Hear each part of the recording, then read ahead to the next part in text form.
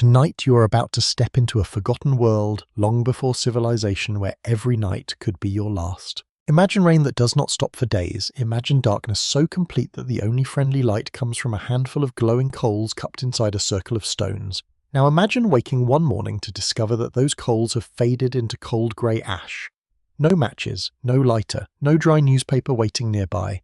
Only wet forests, chilled hands, and a family looking toward you with quiet hope. How did ancient humans keep fire alive when the sky refused to clear? How could one fragile flame survive weeks of relentless rain across Ice Age landscapes? The answer is stranger, more ingenious, and far more human than most people imagine. Before we step deeper into the darkness of tonight's story, take a moment to like the video and subscribe for more calming historical journeys. And before we begin, leave a comment sharing your location and your local time. It is always comforting to know where in the world fellow night travelers are listening. Now dim the lights and let your breathing slow as the rain begins. You open your eyes before sunrise, although it is difficult to tell where night truly ends. Thick grey clouds cover the sky like an endless blanket, turning morning into little more than a lighter shade of darkness. Rain taps gently against stretched animal hides overhead. Somewhere beyond the shelter water trickles over smooth stones before disappearing into muddy ground. The air feels damp against your skin. Everything smells of wet earth, smoke and old wood. You lie still for a few moments listening. Rain has its own language here. Tiny drops strike leaves with soft whispers. Larger drops splash into puddles with quiet rhythm. Wind nudges branches together until they creak like ancient doors opening somewhere in the forest. One sound matters more than all the others. The fire. Not the crackle of large flames. Those vanished hours ago before everyone drifted into sleep. Instead, you listen for something softer. A faint hiss. A gentle pop from hidden embers buried beneath yesterday's ash. You slowly crawl toward the hearth. The circle of stones sits at the center of your shelter. Charcoal rests beneath a blanket of pale grey ash, almost lifeless to an untrained eye. Yet when you kneel close enough, you notice the faintest orange glow deep below the surface. Still alive. Relief spreads through your chest more warmly than the fire itself. Modern people often imagine prehistoric families building roaring bonfires every evening. Archaeological evidence suggests something quieter was usually preferred inside shelters. Large fires wasted precious fuel-filled living spaces with choking smoke and demanded constant attention. Small, carefully managed hearths provided enough warmth for cooking light and survival while conserving valuable wood. That tiny ember before you carries extraordinary importance. It represents yesterday's labor. It protects tomorrow. You carefully gather several dry fragments of grass, stored beneath folded hides near the shelter wall. They are not completely dry, but dry enough. Weeks ago, someone collected them during a rare afternoon when sunlight briefly reached the valley. Nothing useful was wasted after that. Ancient people probably became experts at noticing opportunities others ignored. A single sunny hour mattered. One fallen branch mattered. Even patches of moss growing beneath overhanging cliffs might remain surprisingly dry after long storms. Small discoveries like these quietly decided who stayed warm and who shivered through another freezing night. Historians generally agree that Upper Paleolithic communities possessed remarkable environmental knowledge, though many details remain uncertain, because organic materials disappear far more quickly than stone tools. The forest itself served as their library. You breathe gently toward the glowing coal, not too hard. Too much air scatters ash and cools delicate heat. Too little changes nothing. Experience teaches patience better than urgency ever could. A thin ribbon of smoke rises. Then another. Soon the grass darkens before releasing its own pale smoke into the shelter. You add a few pencil-thin twigs gathered yesterday beneath the thick bark of a fallen pine. They begin blackening around the edges. For a long heartbeat, nothing happens. Then a tiny flame appears. It almost seems The flame bends with each passing breath before standing taller. Soft golden light spreads across the shelter walls, revealing sleeping faces wrapped beneath stitched animal skins. Someone shifts quietly. A child murmurs without waking. Morning has officially begun. Not because of the sun, because fire returned. The smell changes almost immediately. Damp earth still lingers, yet warm resin from burning pine begins filling the shelter with a comforting sweetness. Smoke curls upward through an opening in the roof before drifting into grey skies already heavy with fresh rain. Your fingers slowly recover their warmth. The sensation feels almost magical. Researchers have discovered ancient hearths across Europe dating back tens of thousands of years. Some contain repeated layers of ash and charcoal suggesting Families rebuilt fires in nearly the same location again and again over countless seasons. Those layers became silent diaries written not with ink but with soot. Still, scholars continue debating whether every prehistoric group mastered reliable fire-making or whether some communities depended for long periods upon preserving existing flames instead of creating new ones whenever needed. The answer probably differed across landscapes. A rainy valley demanded different habits than a dry grassland. Your own valley offers little mercy. Rain falls almost every day this season. Streams overflow their banks, carrying branches downstream before smashing them against rocks. Fallen leaves never seem completely dry. Moss thickens across every log. Even sturdy trees drip steadily from countless branches long after storms appear to weaken. Yet life continues. People adapt. You stand and step carefully beyond the shelter entrance. Mist hangs low across the valley. The world feels wrapped inside soft white cloth. Distant hills fade into gentle shadows while nearby ferns shimmer beneath beads of rainwater. Somewhere far away, a raven calls once before disappearing into silence. Cold air brushes your face. It smells wonderfully alive. You notice thin columns of smoke rising from two neighboring shelters farther along the camp. Everyone succeeded. Every family protected its embers through another wet night. That success deserves quiet celebration. Perhaps no cheering follows. No dancing. Simply another ordinary morning. Ironically, ordinary mornings required extraordinary discipline. Every evening, someone buried glowing coals beneath insulating ash. Every dawn, someone checked for hidden heat before anyone else stirred awake. Small routines repeated over generations slowly transformed into tradition. No one needed written instructions. Children watched. Adults remembered. Mistakes became unforgettable teachers. One unusual possibility occasionally suggested by archaeologists involves the use of certain fungi growing upon dead birch or beech trees. Some species can smolder slowly for remarkable lengths of time after careful preparation, making them useful for transporting embers over distance. Evidence remains incomplete, and specialists continue discussing exactly how widespread this practice may have been.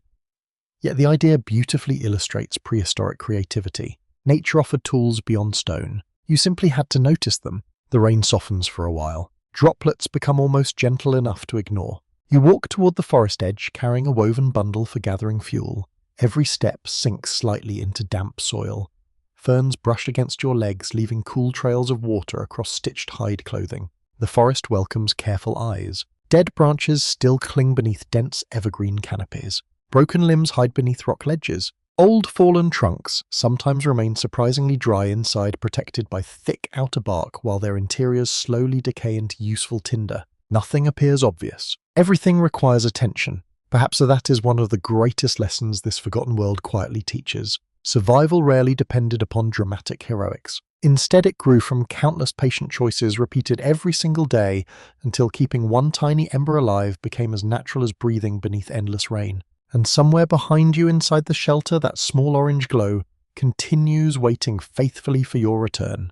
It will warm the next meal. It will light tonight's stories. If fortune remains kind, it will still be alive when another rainy dawn finally arrives.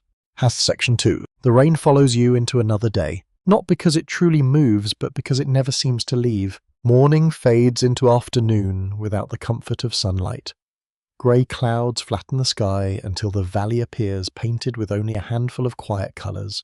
Moss glows deep green. Stones shine almost black beneath constant moisture. Streams swell wider than they were yesterday, carrying broken branches and yellow leaves toward places you will never see. Your clothing feels heavy. The air feels heavier. Even your hair never completely dries. You quickly discover that snow, surprisingly enough, is sometimes easier to understand than endless rain. Snow rests quietly on the landscape, and it freezes streams into predictable crossings. It covers the ground with a clean white blanket that changes slowly. Rain behaves differently. Rain sneaks into everything. It slips beneath clothing. It soaks baskets. It turns footpaths into slippery mud and transforms yesterday's dry firewood into today's useless burden. Water is patient. Water almost always wins, unless you learn its habits first. You kneel beside a shallow stream flowing through the valley floor. Tiny ripples dance around smooth stones polished over thousands of years. The current looks peaceful, yet it carries surprising force. A floating stick disappears around a bend almost before your eyes finish following it. The stream sounds different after several days of rain. Its gentle song becomes deeper, fuller, more confident. You breathe in the damp air.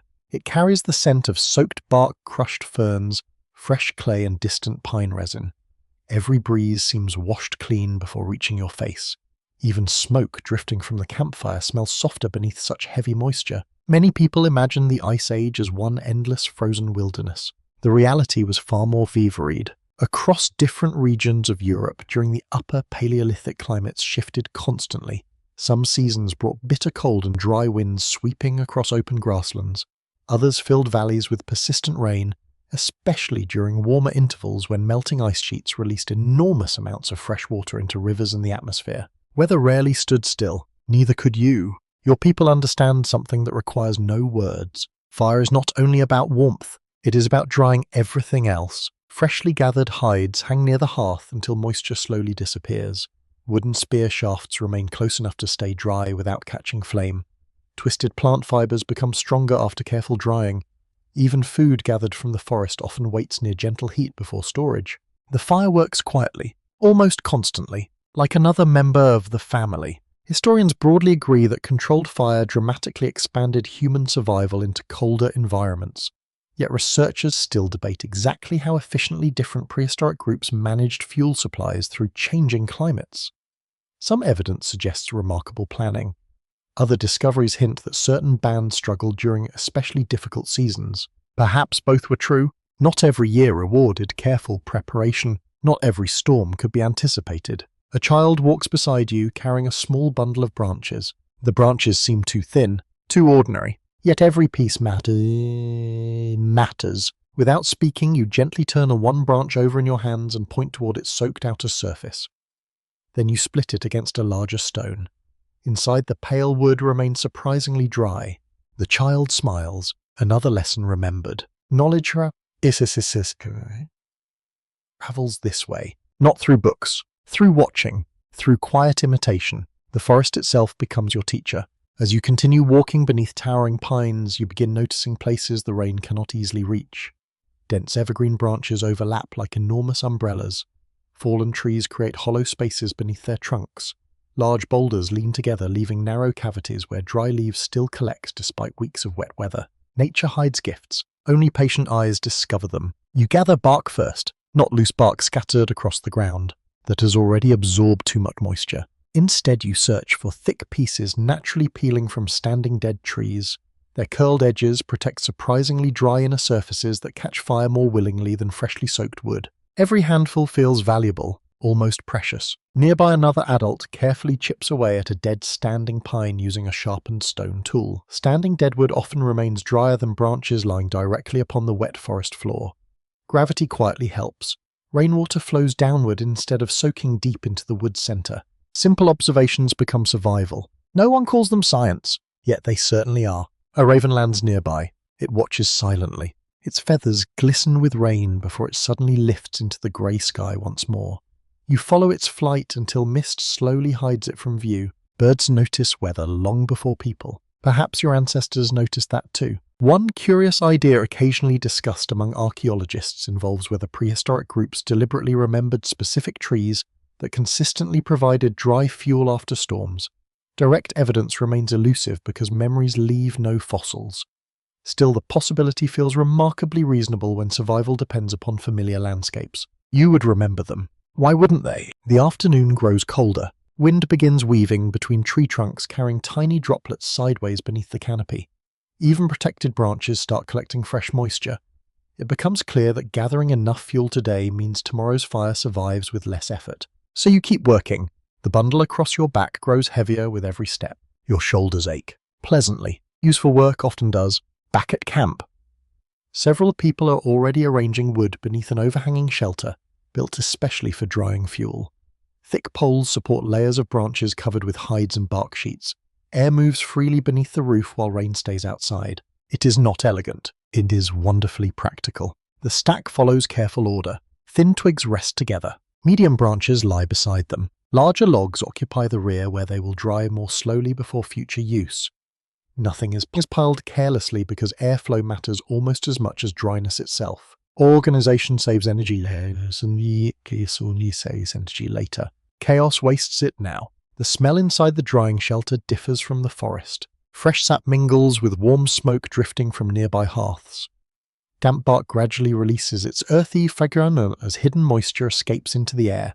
It reminds you that even wood continues changing long after a tree falls. Nothing here is truly lifeless. As evening approaches, rain strengthens once again. Droplets drum steadily upon stretched hides covering the shelters.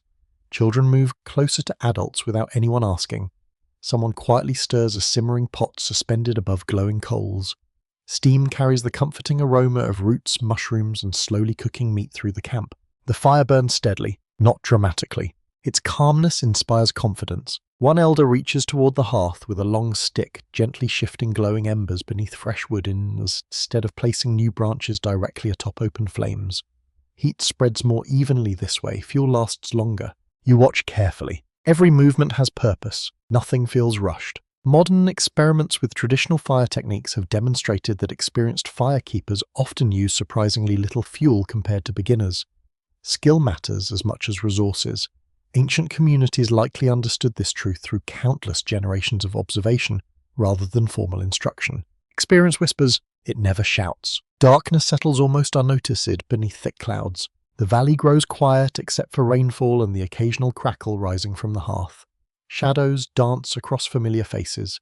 The warmth reaches your hands first, then your arms, then slowly pushes away the chill collected throughout another wet day. Outside, the rain continues its endless conversation with the forest. Inside, another conversation unfolds without many words. You pass a dry branch to someone beside you. Another person brushes fresh ash gently over glowing coals near one edge of the hearth, preparing them to survive the coming night.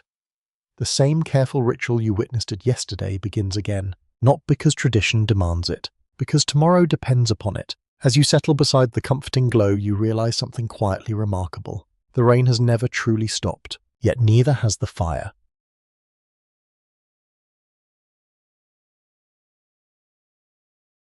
Section 3. Morning arrives without fanfare. No brilliant sunrise slips between the clouds. No cheerful chorus of birds announces a new beginning. Instead, you awaken to the familiar rhythm of rain tapping softly against layers of stretched reindeer hide above your head. The sound has become so constant that silence would now seem far stranger. You sit up slowly. The fire is still alive. A faint orange glow rests beneath a fresh blanket of ash exactly where it should be. Someone must have tended it while you slept. You cannot say who. No one announces such things. There is no applause for keeping the fire alive through another damp night. That is simply what everyone does. I begin to understand something quietly remarkable. No single person owns the fire. The entire band does. The hearth belongs to everyone because everyone depends upon it. Modern people often picture a prehistoric leader giving orders while everyone else obeys. Archaeological evidence paints a more complicated picture. Many hunter-gatherer societies appear to have shared responsibilities, especially those directly connected with daily survival. Leadership certainly existed, but cooperation usually mattered far more than authority. The fire teaches that lesson every day. If one person becomes careless, everyone grows cold. If one person grows tired, another quietly takes over. Responsibility moves through the group almost as naturally as the smoke drifting toward the shelter roof. You stretch your stiff fingers toward the warmth. The heat feels gentle today, comforting. The smoke carries the sweet scent of pine resin, mixed with damp earth and yesterday's cooking. Tiny sparks occasionally leap upward before disappearing into the grey air above. Every familiar smell tells you another ordinary morning has begun. Ordinary. What a wonderful word. Because ordinary means the fire survived. An older woman kneels beside the hearth without speaking. Her hands move with practiced confidence. She gently pushes aside a layer of ash, using a smooth antler tool exposing several glowing coals hidden beneath. They shine brighter for a moment before she carefully covers part of them again. Not too much air, not too little. Balance matters. You watch every movement. Nothing is wasted. The smallest gesture reflects decades of experience. Some lessons cannot be hurried. Outside, the rain briefly weakens into a fine mist. Several members of the group prepare to leave the shelter. Spears lean against wooden supports near the entrance. Woven baskets wait nearby for gathering roots, mushrooms, and dry fuel whenever fortune allows. Before anyone departs, something almost invisible happens. Each person pauses beside the hearth. One adjusts a burning stick. Another adds a carefully selected branch. A third checks the stored tinder resting beneath folded hides. No discussion follows. No instructions are needed. Everyone understands the routine. You suddenly realize the fire is never truly left alone. Someone is always thinking about it. even while hunting, even while gathering, even while sleeping. Researchers studying traditional hunter-gatherer communities have often observed similar patterns of shared responsibility around essential resources. Although every prehistoric culture differed, cooperation appears repeatedly throughout human history because survival rarely rewarded selfishness for very long. Your own band reflects that quiet wisdom. A young man leaves camp carrying a spear. Before disappearing into the trees, he picks up a thick piece of dry wood from the storage shelter and places it beside the hearth. Nothing dramatic, just preparation. A grandmother notices. She nods almost imperceptibly. That tiny exchange says everything. The fire connects every task. Those gathering food think about fuel. Those collecting wood think about cooking. Those repairing shelters think about protecting smoke vents. Every responsibility circles back toward the glowing center of camp. The hearth is more than warmth. It is the heart itself. You step outside carrying an empty basket. The valley breathes quietly beneath the rain. Mist drifts lazily between dark pine trunks while distant cliffs disappear behind pale grey curtains of moisture. Water clings to every fern.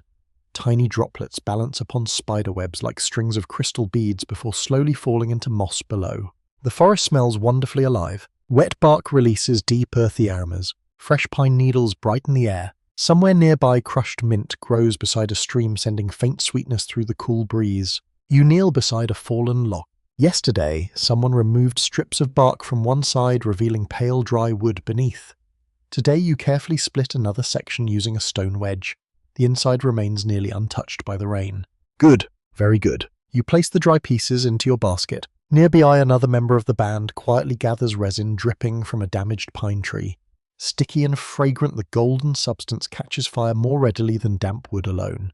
Historians broadly agree that natural resins were valuable resources, though exactly how different prehistoric groups used them remains an active area of research. Nature offers surprising helpers if you know where to look.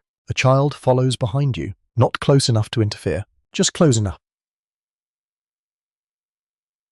to observe. The child notices you choosing standing dead branches instead of those lying directly upon soaked ground. Comes only demonstration. Learning happens through watching. Anthropologists believe imitation played a central role in transmitting prehistoric skills. Before written language existed, survival depended upon careful observation. Every repeated action became a living lesson passed from one generation to the next. Knowledge walked beside people, not inside books. As the afternoon unfolds, the rain strengthens once more. Large drops strike broad leaves with heavy thumps. Small streams overflow into new channels, cutting through soft soil. Mud clings stubbornly to your feet, making each step slightly heavier than the last. Still no one rushes. Haste creates mistakes. Mistakes waste energy. Energy means food. Food means survival. Everything remains connected. Back at camp, smoke rises steadily through the shelter opening despite shifting winds. Someone has adjusted a hide flap to guide fresh air toward the hearth without allowing rain inside. Such tiny improvements matter enormously. Modern experiments reconstructing prehistoric shelters have shown that airflow dramatically affects how efficiently fires burn. Poor ventilation fills living spaces with thick smoke. Too much airflow steals precious heat. Ancient builders likely refined shelter designs through generations of practical experience rather than formal engineering. Experience leaves subtle fingerprints, even on architecture. As evening approaches, hunting parties begin returning. One group carries several rabbits. Another brings edible roots wrapped in broad leaves. A third returns nearly empty-handed. No disappointment lingers. Tomorrow may favor different people. Food gradually joins the growing meal suspended above glowing embers. Steam rises slowly into the smoky air, carrying comforting scents of herbs, mushrooms, and simmering meat. The rich aroma fills the shelter until even tired muscles seem to relax. You sit beside the fire once again. Faces glow softly in its amber light. Outside, rain continues its endless conversation with the forest. Inside, quieter conversations drift between family members. Stories pass gently from elder to child. Laughter appears briefly before fading into peaceful silence. Then something unexpected happens. The youngest child reaches toward the woodpile. Everyone notices. No one speaks. The child chooses a branch that is far too thick for the current fire. An older brother smiles, gently takes the branch and replaces it with 3 thinner sticks instead. The child nods. Lesson learned. Embarrassment. only patience. Historians still debate exactly how formal prehistoric teaching may have been. Some scholars suggest children learned almost entirely through observation, while others believe deliberate instruction occurred far more often than archaeological evidence can reveal. Perhaps the truth lies somewhere between. After all, survival leaves little room for pride, only learning. Night settles fully across the valley. Rain softens into a gentle whisper against the shelter roof.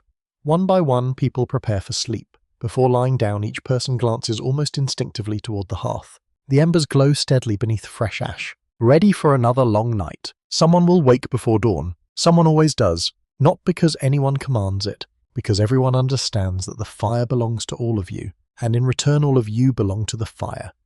Section 4. By now your eyes notice things they once ignored. Not because the forest has changed, because you have. Days of steady rain teach you that survival rarely depends upon finding more wood. It depends upon finding the right wood. At first glance, every fallen branch appears equally soaked, equally hopeless, equally destined to hiss uselessly when placed upon the fire. The forest quietly disagrees. It hides dry fuel in places where impatient people never think to look. You leave the shelter shortly after dawn, carrying only a woven basket, a stone knife, and the memory of countless earlier walks.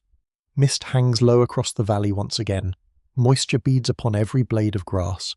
Moss cushions nearly every rock, making each step soft beneath your feet. The world smells wonderfully clean. Wet cedar fills the air. Fresh earth rises from beneath your sandals. Somewhere nearby, mushrooms release a faint, almost sweet scent that blends with drifting smoke from the camp behind you. Rain taps gently against broad leaves overhead. You no longer hear only noise. You hear clues. Heavy drops striking hollow logs sound different from those landing upon solid trunks. Dense evergreen branches drip more slowly than bare deciduous trees. Wind carries moisture unevenly through the forest, leaving some hidden corners unexpectedly dry. The landscape whispers. You have learned to listen. A fallen pine stretches across your path. Its bark looks completely soaked. Water runs steadily along every crack and ridge. A stranger would walk past without another glance. You kneel instead. Your fingers slip beneath one loose section of bark. The inside feels dry, warm almost, not from heat but from protection. The thick outer bark acted like a roof shielding the pale inner wood from days of relentless rain. You gently remove several strips, placing them carefully inside your basket. They will catch sparks easily. Nothing has been wasted. Modern experiments recreating prehistoric fire-making techniques consistently demonstrate how valuable protected inner bark can be as tinder. Species such as pine and birch provide especially useful materials because their structure naturally resists moisture better than exposed surfaces. Nature builds shelters, not only for people, for fire as well. You continue deeper into the trees. Birdsong remains scarce beneath the rain, yet life surrounds you. A squirrel darts along a branch carrying something hidden inside its mouth. Tiny snails slowly climb moss-covered stones. Water droplets slide from fern to fern like tiny travelers completing impossible journeys. Everything continues living, even under endless clouds. You stop beside a standing dead tree. Unlike fallen logs resting directly upon wet ground, this trunk still reaches proudly toward the grey sky. Its branches died seasons ago. No leaves remain. At first, it seems completely soaked. Then you strike it gently with your cane knuckles. The sound surprises you. Hollow, dry inside. Gravity has quietly protected it. Rainwater flowed downward along its weathered surface instead of soaking deeply into its core. You use your stone tool to remove several narrow pieces, revealing pale wood untouched by the dampness outside.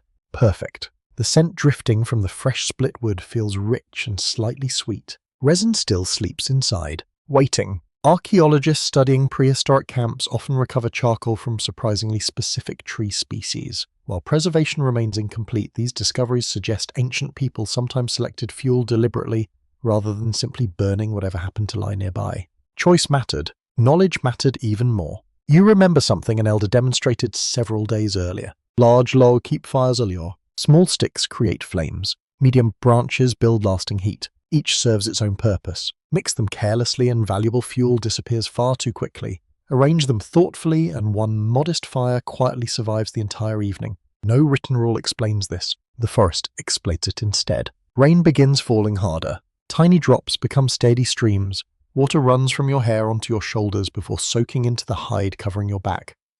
Cold reaches your skin almost immediately.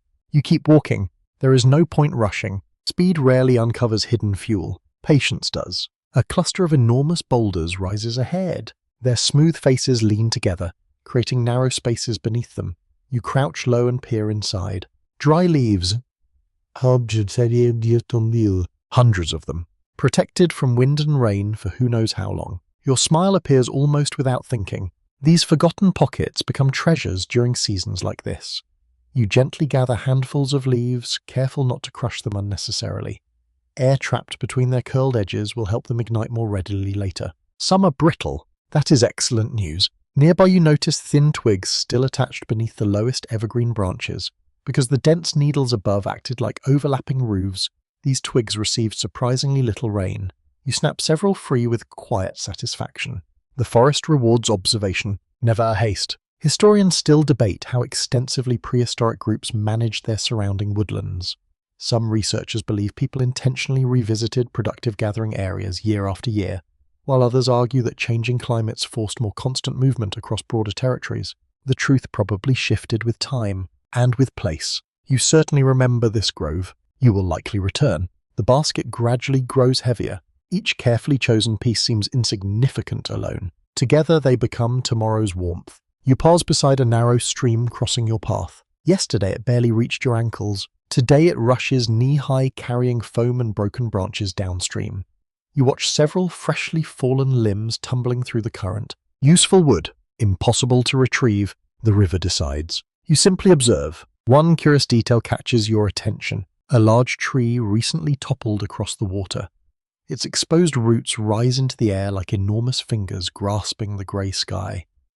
Beneath that tangled root mass lies a surprisingly dry cavity packed with old grasses, leaves, and small branches. Nature creates storage rooms, entirely by accident. Or perhaps not. Small animals likely gathered much of this material long before you arrived.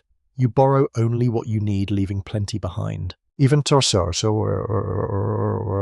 survival has limits. You understand that instinctively. As afternoon slowly fades toward evening, you begin walking back toward camp. Smoke rises through the mist long before the shelters become visible. The familiar scent reaches you next, carrying hints of roasting roots and warming herbs. Home announces itself gently, not loudly. Several companions return at nearly the same time. One carries mushrooms, another balances bundles of reeds, someone else drags a thick branch supported across both shoulders. Without discussion, everyone sorts today's gathering. Fine tinder occupies one place, thin kindling another, larger fuel stacks beneath a covered shelter where air can continue drying it. The organization appears almost effortless because everyone already understands the pattern. Order protects the future. Confusion wastes it. One elder lifts a strip of bark from your basket. He bends it slowly. It cracks with a satisfying mound. Dry enough! He smiles, only briefly. No grand praise follows. Competence itself becomes the reward. Modern archaeologists occasionally uncover ancient wood fragments preserved under extraordinary conditions. Though rare, these discoveries remind us that prehistoric people interacted with wood in remarkably sophisticated ways. Most of their knowledge disappeared because wood decays, leaving only faint traces beside stone tools that survived tens of thousands of years. Much of their genius simply rotted away, yet its results endured. As darkness gathers outside, fresh fuel feeds the evening hearth. Thin twigs catch quickly, bark curls black around growing flames. Medium branches settle into glowing embers that promise warmth for hours ahead. You notice something different tonight. The fire burns more steadily. Less smoke escapes. The wood chosen today seems almost eager to burn despite the endless rain outside. Perhaps luck played a small role. More likely experience did. You settle beside the comforting glow while rain continues its endless song beyond the shelter walls. Shadows flicker softly across familiar faces. Steam rises from the evening meal. Children lean against tired parents. The valley disappears into darkness once again. But the fire does not, because hidden beneath bark, inside standing trees, under fallen roots, and beneath quiet stone shelters, the forest has been protecting tomorrow's flame all along. You simply learned where to look. Section 5. The rain has taught you one lesson above all others. Starting a fire is difficult. Keeping one alive while moving through a soaking wilderness is even more harder. Today your band cannot remain beside the familiar hearth. The nearby streams have swollen beyond their usual banks, pushing game toward higher ground. Edible plants that flourished closer to camp have already been gathered. If everyone stays where they are, tomorrow's meal becomes uncertain. The fire must travel. You cannot simply leave it behind. The idea feels almost impossible at first. A flame dances unpredictably, wind steals it, rain drowns it. A single careless step can scatter glowing coals across wet earth where they vanish with a faint hiss. Yet ancient humans crossed mountains, forests, and valleys long before waterproof matches or metal containers existed. Somehow they managed. You finish your morning meal while watching the elders prepare. Nobody rushes. Important work never begins with haste. One elder kneels beside yesterday's fire. Instead of feeding it with fresh wood, he allows most of the flames to fade naturally. Bright yellow tongues slowly shrink until only several deep orange coals remain buried beneath grey ash. The hottest flames disappear. The strongest heat stays hidden. You find that strangely comforting. It mirrors the people around you. Quiet on the outside, resilient within, the air inside the shelter smells wonderfully familiar. Warm smoke mingles with roasted roots, damp leather, and fresh pine resin drying near the hearth. Every breath carries memories of countless evenings spent beneath this roof while rain whispered beyond the entrance. You wonder how many generations have breathed air much like this. Perhaps hundreds, perhaps thousands. No one could know for certain. Historians agree that prehistoric people transported fire over considerable distances, but the exact methods remain surprisingly uncertain, because containers made from bark, wood, leather, fungi, or woven fibers rarely survive for archaeologists to discover. The evidence disappeared. The necessity did not. One possibility receiving increasing attention involves slowly smouldering materials rather than open flames. A glowing ember consumes oxygen, gradually producing steady heat without dramatic fire. Properly protected, it can survive for many hours, sometimes even longer. You watch as the elder demonstrates something remarkably simple. He selects several glowing coals using a pair of forked sticks. Not large ones, not tiny ones either. Medium-sized embers glow steadily without crumbling apart. He places them inside a thick bundle of soft, partially charred plant material collected days earlier. More dry fibers surround the glowing center before everything disappears into a carefully folded piece of bark. Nothing burns brightly. Almost nothing smokes, yet hidden inside life continues. It resembles carrying tomorrow inside your hands. You gently lift the bundle. Warm, not painfully hot. Just enough heat reaches your palms to remind you of the precious cargo sleeping within. Outside rain immediately greets your face. Cold droplets run across your forehead before slipping down your neck. Mist clings to every tree trunk, softening the forest until distant shapes seem painted in faded shades of grey and green. The world feels soaked. Your ember does not. Several people walk ahead carrying food and tools. Others follow behind with children and gathered supplies. No one speaks very much. The forest itself provides enough conversation. Streams murmur beside narrow paths. Branches sway overhead. Occasionally a raven calls from somewhere hidden within the mist. You keep the ember close, not pressed tightly against your body, not held carelessly away either. Once again, every few hundred steps, someone quietly checks the bundle. A faint ribbon of sue escapes through a tiny opening. Good! That means the ember still breathes. Too much smoke would mean wasted fuel. No smoke at all might signal fading heat. The smallest signs deserve attention. Modern experimental archaeologists have recreated several prehistoric ember-carrying techniques using tree bark, fungus, moss, and specially prepared tinder. Results vary widely depending upon weather, materials, and experience. Historians continue debating which methods were most common because different environments almost certainly demanded different solutions. There was probably never one perfect answer, only practical ones. The trail gradually climbs toward higher ground. Mud clings stubbornly to your feet. Slick stones demand careful footing. Rainwater trickles downhill in dozens of tiny channels, turning ordinary paths into winding streams. You nearly slip, just once. Instinctively, both hands protect the ember before protecting yourself. Your knee strikes wet earth. The bundle remains safe. Interesting. Without thinking, you chose the fire first. Perhaps everyone would, because one bruised knee heals. A dead fire does not.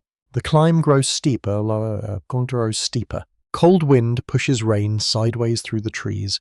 Evergreen branches shield parts of the trail while exposed ridges leave everyone completely vulnerable beneath dark clouds. The ember remains astonishingly calm. Hidden inside its bark, wrapping it, neither complains nor panics. It simply continues glowing. I begin to appreciate how different an ember is from an open flame.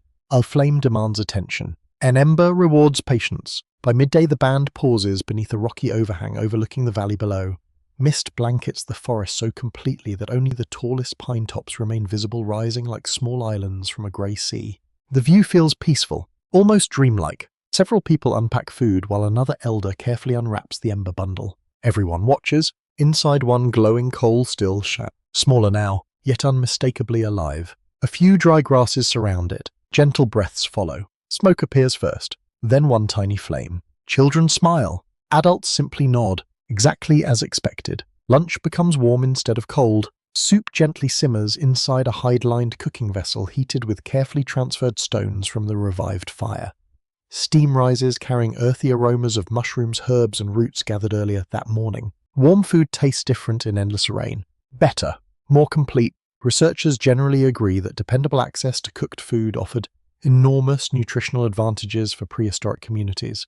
Reliable fire meant safer meals, easier digestion, preserved calories, and perhaps stronger social bonds as families gathered regularly around shared hearths. The fire fed bodies. It also gathered people. As afternoon continues, you notice another subtle habit. Whenever the fire burns brightly during a rest stop, someone quietly prepares the next traveling ember before extinguishing the temporary flames. No journey begins empty-handed. The next fire always grows from the previous one. Nothing truly starts over. The idea carries unexpected beauty. Late in the day, the band reaches a new campsite beside a grove of ancient pines. Large boulders shelter the area from prevailing winds, while nearby springs provide clean water without threatening sudden floods. The location feels promising, dry enough, protected enough. Home, at least for now. Shelters rise surprisingly quickly.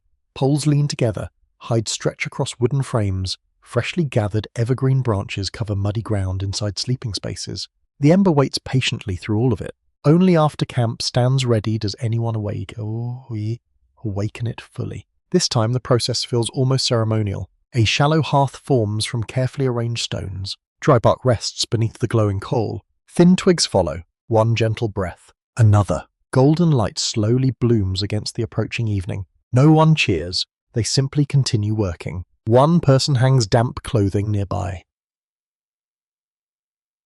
Another begins preparing supper. Children collect small sticks from beneath low evergreen branches. Life resumes, as though the journey never interrupted it. One curious theory occasionally suggested by archaeologists proposes that especially skilled firekeepers may have enjoyed quiet respect within prehistoric communities. Direct evidence remains impossible to prove. Status leaves few archaeological traces. Yet when everyone's comfort depends upon one person's knowledge appreciation seems almost inevitable. Perhaps they were never famous, only indispensable. Night settles softly across the new valley. Rain still falls beyond the shelter. It probably always will. The fresh hearth glows steadily at the center of camp, casting warm amber light across unfamiliar faces in a familiar circle. Smoke drifts upward through the roof opening before disappearing into darkness. You realize something profound. The fire never truly traveled. The people carried it, and wherever that tiny ember arrived, home arrived too. Section 6. You walk before the rain, or so it seems. For one brief moment, the world lies perfectly still. The forest holds its breath. The air feels cool against your face, carrying only the faint fragrance of pine needles and damp moss. Then, almost politely, the first droplets begin tapping across the shelter roof once more. The familiar rhythm returns. You almost smile. Rain has become less of an enemy and more of an old companion whose habits you have slowly learned. It never truly leaves. It simply changes its voice. The fire glows quietly beside you. Safe. Protected. That protection did not happen by chance. As the days pass, you begin noticing something you overlooked when you first arrived in this ancient world. The shelter exists because of the fire, not the other way around. You step outside while the others still sleep. The new camp sits beneath towering pines whose thick branches soften the morning rain before it reaches the ground. Wisps of smoke drift lazily upward through small roof openings before dissolving into grey clouds hanging low above the valley. Everything feels carefully arranged. Nothing appears accidental. The hearth occupies the center of every shelter. Sleeping places circle around it. Stored firewood rests beneath separate lean-tos. Smoke exits through deliberate gaps. Even the doorway faces away from the strongest prevailing wind. You'll begin to understand. Ancient architecture was often designed around heat before comfort. Archaeologists have excavated prehistoric camps where hearths consistently occupy central positions inside shelters. While designs differed greatly across regions and time periods, fire almost always served as the organizing heart of domestic life. Around it, people cooked, repaired tools, shared food, and rested through long nights. The fire determined the floor plan, not fashion, You walk toward the edge of camp where several adults are already examining fresh branches collected yesterday. One man gently bends a long hazel sapling. Flexible, strong, perfect. Using stone blades, everyone removes smaller branches before arching the poles into curved frames. The structures appear surprisingly graceful despite their simplicity. Nothing is measured. Everything fits. Generations of practice guide every movement. You help press one pole into soft ground. The wood feels smooth beneath your damp hands. Moist earth gives way easily, gripping the base firmly as another pole bends toward it from the opposite side. Soon a rounded frame begins taking shape. Animal hides will cover it later. Inside, another family will sleep beside another carefully protected fire. The rain strengthens. Tiny rivulet run down the unfinished frame. No one stops working. The shelter must rise before evening. You glance toward the nearest hearth. Someone has stretched an extra hide above it, using forked branches, creating a temporary roof while construction continues nearby. Smoke curls beneath the covering before escaping through an opening left intentionally at the highest point. Simple, effective, almost elegant. Modern experimental archaeologists have discovered that even modest shelter designs can dramatically improve fire efficiency. By reducing wind exposure and controlling airflow, less fuel is required to maintain warmth. Small architectural choices create surprisingly large differences over weeks of bad weather.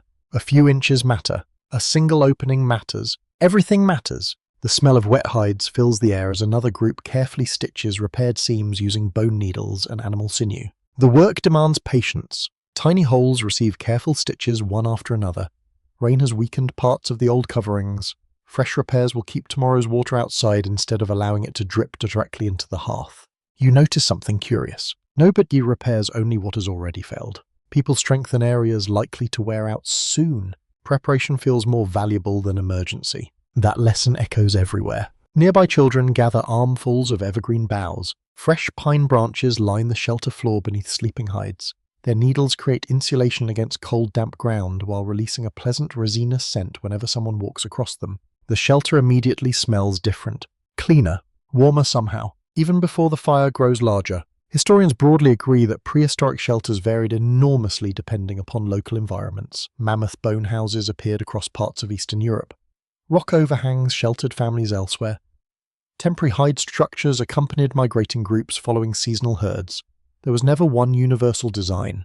There were only good adaptations. You help position flat stones around a newly prepared hearth. Each stone feels heavy, cool, rough beneath your fingers. They form a loose circle rather than a perfect ring. Small gaps remain between them. At first you wonder why. Then you remember yesterday's lesson. Rainwater must escape. If water collects beneath burning wood, steam cools the fire while weakening the ground supporting it. Nothing here is decorative. Every shape solves a problem. The morning slowly fades into afternoon. Rain comes and goes in gentle waves.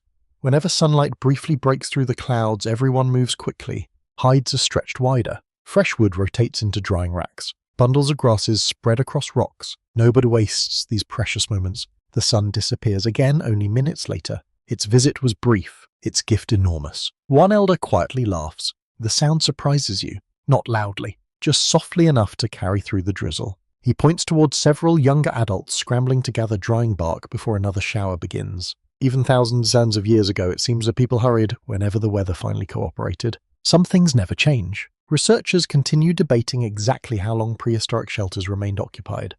Certain archaeological sites reveal repeated use spanning centuries, while others appear occupied only briefly before groups moved onward following changing resources or seasonal migrations. Perhaps this camp will last weeks, perhaps months. Only the weather knows. As evening approaches, wind begins shifting from the north.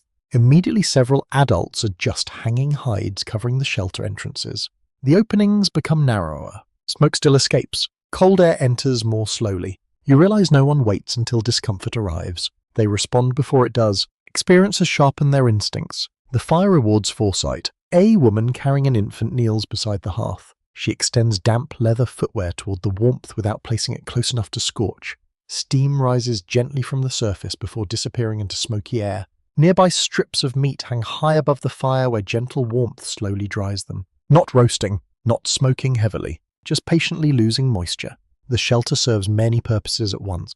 Kitchen, workshop, drying room, bedroom, school, perhaps even sanctuary. The boundaries blur together. One particularly intriguing theory proposed by some archaeologists suggests that repeated rebuilding around established hearth locations gradually created stronger social attachment to specific places than earlier generations may have experienced. The evidence remains incomplete, and scholars continue discussing how permanent such emotional connections truly became. Did people miss old camps? Perhaps. It seems difficult not to. As darkness settles across the valley, rain returns once again. Drops drum steadily against stretched hides overhead, yet inside the atmosphere remains calm. Children doze. Adults repair tools. Someone quietly shapes a wooden spear shaft near the glowing embers. The scent of simmering herbs fills the shelter. Warmth reaches every corner. You lean back against bundled hides and study the roof above. Smoke slips through the carefully placed opening exactly as intended. Rain stays outside, the fire stays inside. Such a simple achievement, such an extraordinary one. Without walls protecting the hearth, every storm would begin the struggle anew. Without the hearth, the walls themselves would mean very little. You close your eyes for a moment. The rain continues its endless song beyond the shelter. The fire answers with gentle crackles. Together they shape the rhythm of your life. One challenges you, one comforts you, and every shelter standing quietly beneath these ancient trees exists because humanity learned that protecting a flame sometimes mattered more than protecting itself. House Section 7. Tonight the fire seems quieter. Not weaker, simply quieter. The flames rise only a little above the glowing wood before settling back into steady orange light. Beyond the shelter, rain continues falling with endless patience. The drops drum softly against stretched hides, splash into puddles outside and trickle from pine needles, one careful drop at a time. Inside, another sound slowly becomes impossible to ignore. Someone coughs, then another. A child rubs watery eyes before moving closer to the entrance where fresh air drifts inside. Thin ribbons of smoke curl lazily across the shelter roof instead of escaping immediately through the opening above. You notice the smell from first. Wood smoke carries an unmistakable sweetness, mixed with sharp resin and damp bark. It settles into your clothing, it clings to your hair. Even your hands smell faintly smoky after touching nothing more than the hide spread across the floor.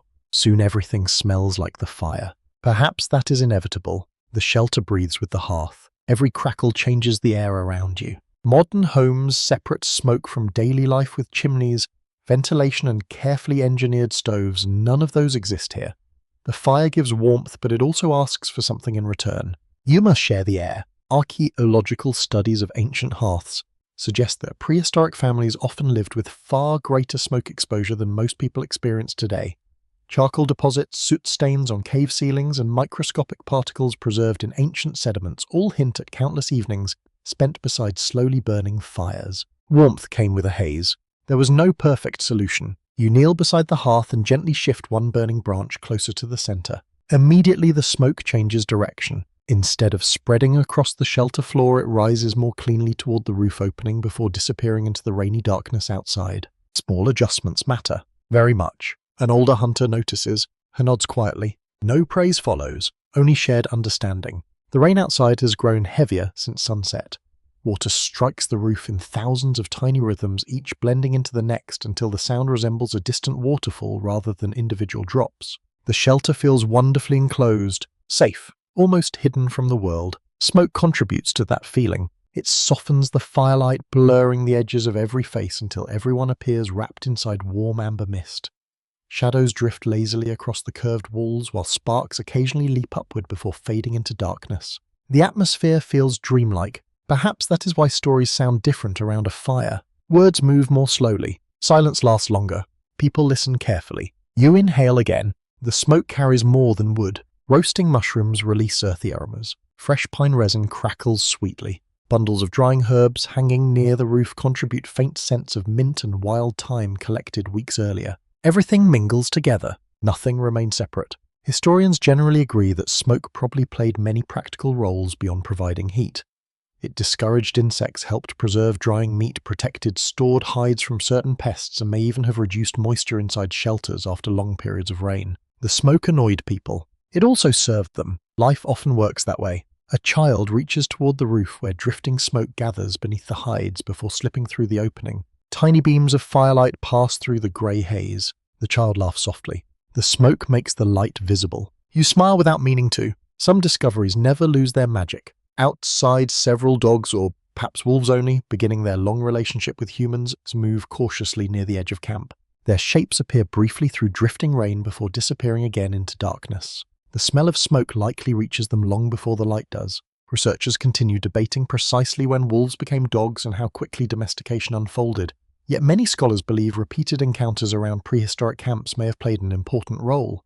Smoke, food scraps, warmth, and predictable human activity created unusual opportunities for curious animals. Perhaps the fire attracted more than people. The shelter grows warmer, comfortably so. One woman carefully lifts a drying hide slightly farther from the flames. Too close and the leather stiffens. Too far away and it remains damp. Balance returns once again. Nearly every task around the hearth demands moderation rather than extremes. You'll begin noticing how smoke behaves differently depending upon the wood burning beneath it. Fresh green branches release thick white clouds. Dry pine burns cleaner but produces fragrant resinous bursts. Hardwood smoulders longer, creating slower ribbons of bluish-grey haze. Each field tells its own story. Experienced eyes read those stories easily. The fire itself becomes a language. Modern experimental archaeologists often remark that learning to recognize smoke characteristics is one of the least appreciated prehistoric skills.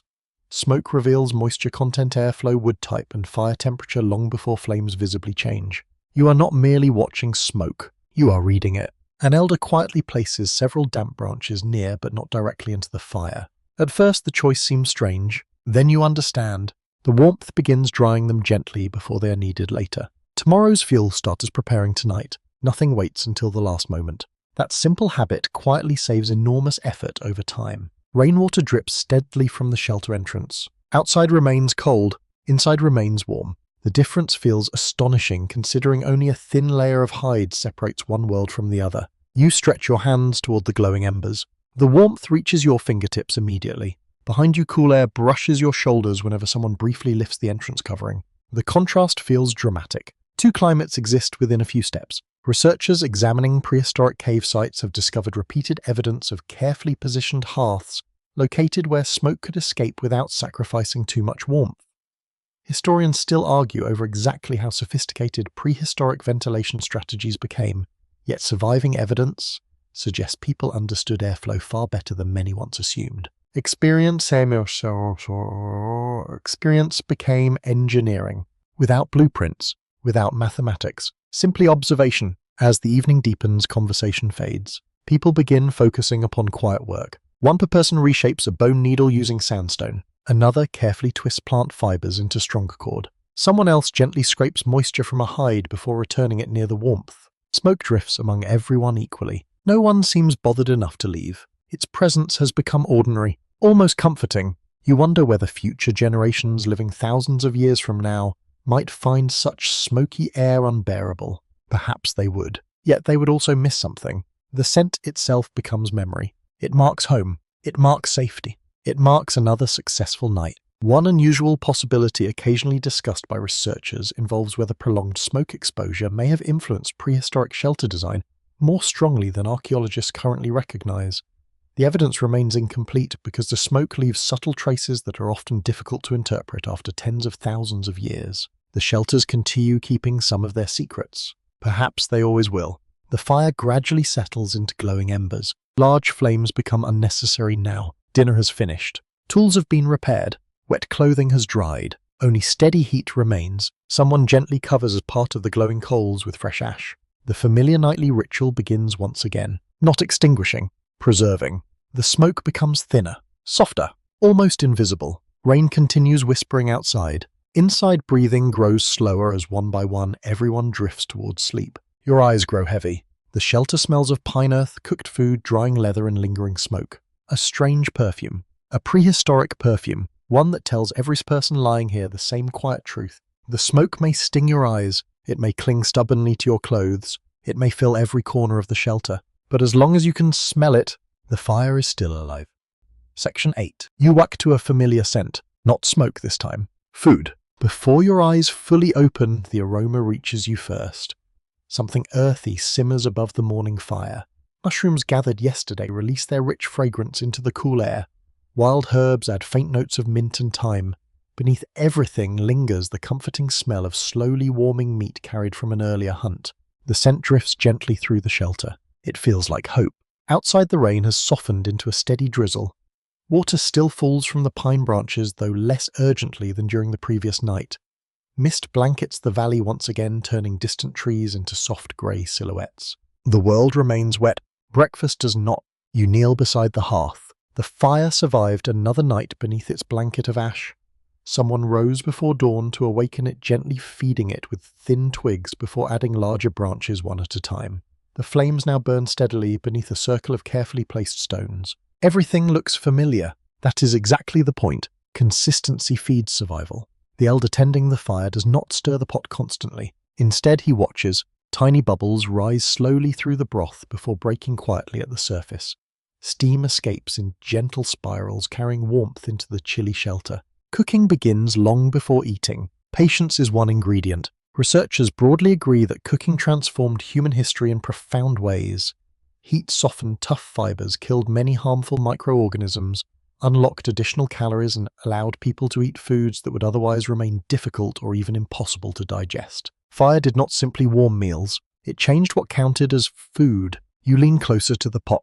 Inside, pieces of root vegetables tumble gently beneath the simmering water. Mushrooms float near the surface while small strips of meat slowly release their rich flavor into the broth. Nothing cooks quickly. Fast heat wastes fuel. Slow heat rewards everyone. The smell becomes richer with every passing minute. Your stomach notices immediately. Outside, several members of the band return carrying fresh bundles gathered during the brief pause in heavier rainfall. One basket contains edible roots coated with damp soil. Another holds clusters of berries protected beneath broad leaves. Someone carries handfuls of young nettles carefully wrapped in bark to avoid painful stings. The forest still provides, even during endless rain. You remember hearing that many modern people imagine prehistoric diets consisting almost entirely of roasted meat. Reality appears much more varied. Archaeological discoveries from different Upper Paleolithic sites suggest ancient people consumed an impressive range of foods depending upon local environments. Meat certainly remained important, yet roots, nuts, berries, mushrooms, fish, shellfish, edible leaves, and seasonal fruits all contributed whenever available. The menu changed constantly. The fire made that possible. You help clean several muddy roots beside a shallow stream flowing near camp. Cold water rushes across your hands. The roots feel rough beneath your fingers, their surfaces covered with tiny wrinkles formed while growing underground. Once cleaned, they reveal pale flesh waiting patiently for the cooking pot. Simple food, hard-earned food, good food. The rain begins falling harder once again. Everyone moves quickly back towards shelter. No panic, only practice. Inside, fresh ingredients join the simmering broth one careful handful at a time. The fire barely notices. Its steady heat continues working. One child sits nearby watching every movement. Curiosity shines brighter than the flames. The elder smiles. Without speaking, he hands the child a smooth wooden stick. The child gently stirs the pot once, twice, then carefully returns the stick. No splash. No mistake. A lesson quietly shared. Anthropologists studying traditional societies have often observed children participating in meaningful work from surprisingly young ages. Tasks begin simply growing more complex as confidence develops. Cooking around the fire offers countless opportunities for learning without lengthy explanations. Observation becomes education. Participation becomes memory. The shelter slowly fills with comforting sounds. Liquid bubbles softly. Wood crackles beneath the stones. Rain whispers against stretched hides overhead. Someone quietly sharpens a bone point using a flat piece of sandstone. Another person twists plant fibers into stronger cord while waiting for the meal. Nothing feels rushed. The fire sets the pace. You notice the stones surrounding the hearth. Darkened by years of soot, they hold heat long after direct flames fade. One woman carefully lifts a warm stone using forked sticks before placing it beside another pot lined with hide. The water inside begins warming, without direct fire. Modern experimental archaeology has shown that heated stones allow people to cook in containers that cannot safely sit over open flames. This technique appears across many ancient cultures, though historians continue debating precisely when and where it first became widespread. The idea feels wonderfully clever. Fire heats stone. Stone heats water. Water cooks food. Simple steps. Elegant results. As the meal nears completion, everyone waits. No one steals an early bite. Fuel remains too valuable to waste on repeated reheating. People eat together. The fire encourages patience. Steam fogs the cool air inside the shelter. Tiny droplets gather upon the roof before slowly sliding downward. The mixture of warmth and moisture creates an atmosphere unlike anything outside. The shelter feels alive, breathing, almost like another creature protecting everyone inside. You inhale deeply. Cooked mushrooms carry earthy richness. Herbs brighten the air. Slowly simmered meat contributes deep savory aromas. Even the smoke seems gentler today. The scents blend into something impossible to separate. Home has its own fragrance. Researchers examining microscopic residues preserved on prehistoric stone tools have discovered traces suggesting surprisingly varied food preparation. Plant starches, animal fats, and other organic remains hint at meals far more diverse than early archaeologists once imagined.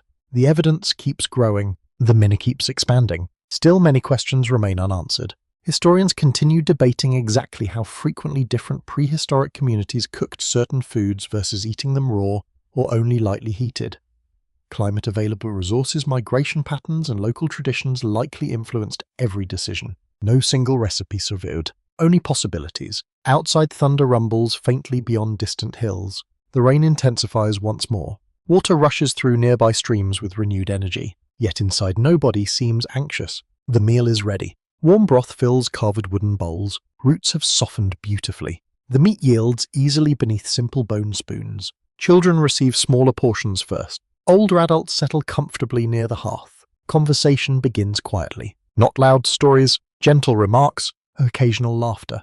Peaceful silences. The fire glows beneath the cooking stones, continuing its patient work even after everyone begins eating. Additional wood dries nearby for tonight. Damp clothing hangs close enough to warm without scorching. Every object surrounding the hearth has purpose. Nothing exists merely for decoration. One particularly intriguing theory occasionally proposed by archaeologists suggests that regular communal meals around controlled fires may have strengthened social cooperation far beyond simple nutrition. Shared cooking required timing, trust, and coordinated effort. While difficult to prove directly, many scholars believe these daily gatherings quietly shaped human relationships. Perhaps civilization began with conversations like these. Not in cities, around soup. The meal slowly ends, bowls empty. Satisfy sighs replace quiet conversation. Someone adds another carefully chosen branch to the fire. Not because more cooking is needed, because evening will come. The rain shows no sign of ending. Tomorrow's meal already depends upon today's flame. You settle back against a bundle of fresh pine boughs, warmth spreading gently through your body. Outside, grey clouds still cover the valley. Inside, golden light dances across familiar faces. The forest may provide the ingredients. The hunters may bring the meat. The gatherers may fill the baskets. But without the patient fire waiting faithfully at the center of the shelter, dinner would remain only a collection of possibilities. And Section 9. You notice the silence first, not the peaceful silence that settles after everyone falls asleep. A different kind, an uneasy kind. You awaken before dawn, expecting the familiar crackle of glowing embers somewhere beneath the ash. Instead, only the rain speaks. It falls steadily upon the shelter roof patient, as always, tapping thousands of tiny rhythms into the darkness. The fire says nothing. Your heart begins beating faster. You sit upright immediately. The hearth lies where it always has, a quiet circle of soot-darkened stones at the center of the shelter. Thin grey ash still covers yesterday's coals, looking almost exactly as it did every other morning. Almost. You crawl closer. The air feels strangely cold. You stretch both hands toward the ash, expecting the comforting breath of hidden warmth. Nothing. Not even the faintest whisper of heat. You gently brush the ash aside with trembling fingers. Grey powder drifts softly onto the surrounding stones. Beneath it rests black charcoal. Cold. Utterly cold. For a long moment no one speaks. The rain grows louder. The silence inside the shelter grows heavier still. You never imagined such a small difference could change the entire world. Yesterday the hearth promised breakfast, warmth, light, dry clothing, and comfort. Today it promises none of those things. Only cold stones remain. A child quietly notices your expression. Without saying a word, the child moves closer. Others begin waking one by one. They do not panic. Not immediately. Instead, each person walks to the hearth almost instinctively, hoping perhaps that another pair of hands will discover some tiny surviving ember overlooked by everyone else. Someone turns over a blackened log. Nothing. Another breaks apart yesterday's charcoal. Still nothing. One elder kneels so close that his face almost touches the ash. He waits, perhaps hoping to feel invisible warmth against his skin. There is none. The fire has died. Completely. Researchers generally agree that losing a maintained hearth could become a serious challenge for prehistoric communities, particularly during prolonged periods of wet weather. While skilled fire-making techniques certainly existed, creating a new flame from scratch demanded time, energy, suitable materials, and favourable conditions that were not always available. Sometimes restarting the fire might take hours, sometimes much longer. The rain outside offers little encouragement. It falls steadily from a sky that seems to have forgotten every shade except grey. Wet branches cover the forest floor. Streams overflow their banks. Mist hangs low between the pines. Everything glistens. Nothing seems eager to burn. The elder finally stands. His voice remains calm. Nobody blames anyone. That surprises you. Perhaps blame wastes energy better spent solving problems. Instead, everyone quietly begins working. One group gathers every dry material still stored beneath the shelter. Another searches through bundles collected days earlier. Children inspect bark strips preserved under folded hides. Nothing useful remains ignored. Hope now hides inside details. You join several others walking toward yesterday's drying shelter. The carefully stacked wood still rests beneath its protective roof. Relief washes over you. The fuel survived. The fire did not. An important distinction. You gather the driest bark you can find. It feels almost crisp beneath your fingers. Nearby, another person carefully unwraps a bundle of grasses saved from the last brief sunny afternoon. Every strand now seems priceless. Outside the shelter, rain continues drumming steadily upon leaves. The smell of wet earth grows stronger with every passing minute. Fresh pine needles release sharp resin into the cool air. Somewhere far away, a raven calls once before disappearing into the mist. The forest continues living, indifferent to your problem. You return carrying an armful of carefully protected tinder. Inside, everyone has arranged the materials neatly beside the cold hearth. No one wants confusion. Preparation itself becomes reassurance. Modern experimental archaeologists often discover that successful fire-making depends less upon dramatic sparks than upon meticulous preparation beforehand. Well-organized tinder dry kindling, proper airflow, and patient technique matter far more than many beginners expect. Success begins before the first spark. Failure often begins there too. The elder gently lifts two carefully chosen pieces of dry wood. One serves as a firewall, the other becomes a spindle. He studies both quietly. No unnecessary movement, only concentration. Several younger adults kneel nearby watching every detail, not because they doubt him, because every attempt teaches everyone. The first effort begins. The spindle rotates steadily between practiced hands. Slowly, smoothly. Fine brown dust gathers within the carved notch. Smoke appears, a hopeful sign. Everyone leans forward almost without realizing it. The smoke thickens briefly, then disappears. The tiny pile cools. No ember forms. Nobody sighs dramatically. Nobody gives up. The elder simply nods once. He adjusts the notch slightly. Tries again. Historians continue debating how frequently different prehistoric communities relied upon friction-based fire-making compared with preserving existing embers. Archaeological evidence strongly supports both practices in different times and places, but the balance between them remains difficult to reconstruct with certainty. Perhaps that uncertainty reflects reality. Different landscapes demanded different habits. Rain changes every calculation. The second attempt lasts longer. Hands move rhythmically. Back and forth, back and forth. The shelter fills with the faint smell of heated wood. Smoke rises once more. A tiny curl. Then another. This time the brown dust darkens, almost black. Someone quietly places dry bark closer. Another readies the grass bundle. Nobody speaks. Even children remain perfectly still. The dust suddenly glows. Barely. A tiny red point no larger than an insect. An ember. Alive. You almost stop breathing. The elder carefully lifts the fragile ember into the waiting tinder bundle. His movements seem impossibly gentle. The bundle closes around the glowing center. He raises it slowly, then breathes. Not forcefully. Softly. Patiently. The smoke grows thicker. Grey becomes white. The bundle warms. Another careful breath.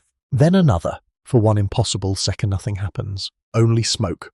Then suddenly, a small golden flame blossoms among the dry fibers. The shelter fills with quiet relief. No cheering. No shouting. Only smiles. Several people close their eyes briefly. One child laughs. Very softly. The smallest flame can produce the greatest comfort. Fresh twigs wait nearby, thin enough to catch immediately. The new fire accepts them eagerly. Small flames become larger ones. Larger flames waken waiting branches. Soon the familiar crackling returns to the shelter, sounding almost like the voice of an old friend finally coming home. Warmth slowly spreads outward. Cold retreats. Breakfast becomes possible again. So does drying clothing. So does light. Everything returns with astonishing speed. You realize how quickly ordinary life depends upon extraordinary success. One curious idea occasionally discussed among researchers suggests that the emotional significance of fire may have deepened precisely because losing it felt so frightening. Archaeology cannot measure feelings directly, yet repeated care devoted to hearths across thousands of sites hints that fire meant far more than simple technology. Perhaps people loved it, not as an object, as a companion. Outside, the rain continues exactly as before. The clouds have not changed. The valley remains soaked. Nothing in the wider world appears different. Yet inside the shelter, everything has changed. One small flame flickers steadily within its circle of stones. Its light reflects gently across familiar faces. Its warmth reaches waiting hands. Its smoke curls peacefully toward the roof opening. You understand something now that could never be explained with words alone. A fire is easy to admire. A lost fire is impossible to forget. Section 10. The storm finally breaks, not with sunlight, with thunder. You hear it long before the first flash tears across the grey sky. A deep rumble rolls over the valley, echoing from one ridge to another, until even the ground beneath your feet seems to vibrate. The rain, which has whispered for days, suddenly falls with renewed determination. The forest grows darker. The air tastes different, sharp, almost metallic. One in the camp notices. Conversation fade. Children move instinctively closer to the adults. Even the ravens disappear from the tallest trees, seeking shelter somewhere beyond your sight. You have learned to respect ordinary rain. Thunder deserves even greater respect. A brilliant flash suddenly splits the clouds. For a heartbeat, every tree, every stone, and every drop of rain shines white against the darkness. Then comes the sound. It crashes across the valley with astonishing force. A child jumps. An elder simply looks toward the distant hills. This is not merely weather. It is opportunity. Long before reliable fire-making became widespread, natural fires almost certainly shaped humanity's relationship with flame. Lightning strikes, volcanic activity, and occasional wildfires introduced early humans to one of nature's most remarkable forces. Exactly how often ancient people captured fire directly from natural sources remains uncertain. The evidence refuses to give a simple answer. You wait beneath the shelter entrance, watching the storm unfold. The smell of rain changes again. Now another scent joins it. Burning wood, faint at first, then unmistakable. Somewhere beyond the western ridge, lightning has found a tree. Thin threads of smoke rise above the forest canopy before blending into the storm clouds. Several hunters exchange quiet glances. Nobody speaks immediately. There is no need. Everyone understands what that smoke might mean. Fire. Fresh. Wild. Waiting. Historians still debate how frequently prehistoric communities deliberately collected fire from natural blazes after they had already mastered methods of creating flames themselves. Some researchers argue that natural fires remained valuable because they provided abundant burning wood with little effort. Others believe experienced firemakers depended upon lightning less and less over time. Both ideas carry weight. Nature remained unpredictable. Human skill continued growing. The rain begins easing almost as suddenly as it intensified. Heavy drops become scattered showers. The thunder drifts farther away. Distant rumbles remain. An elder selects 4 companions. You walk among them. Each carries little. Only bark containers, stone tools, bundles of prepared tinder. The journey itself matters more than equipment. You leave camp quietly. The forest feels transformed. Fresh rainwater pours from every branch. Tiny streams rush across familiar paths. The smell of wet pine fills every breath, yet beneath it grows the stronger scent of fresh smoke. You follow your nose. It rarely lies. The climb toward the western ridge becomes steeper with every step. Moss-covered stones glisten beneath your feet. Ferns brush gently against your legs. Mist drifts between tree trunks, making the forest appear larger than before. Everything feels strangely calm after the violence of the storm. Birds remain silent.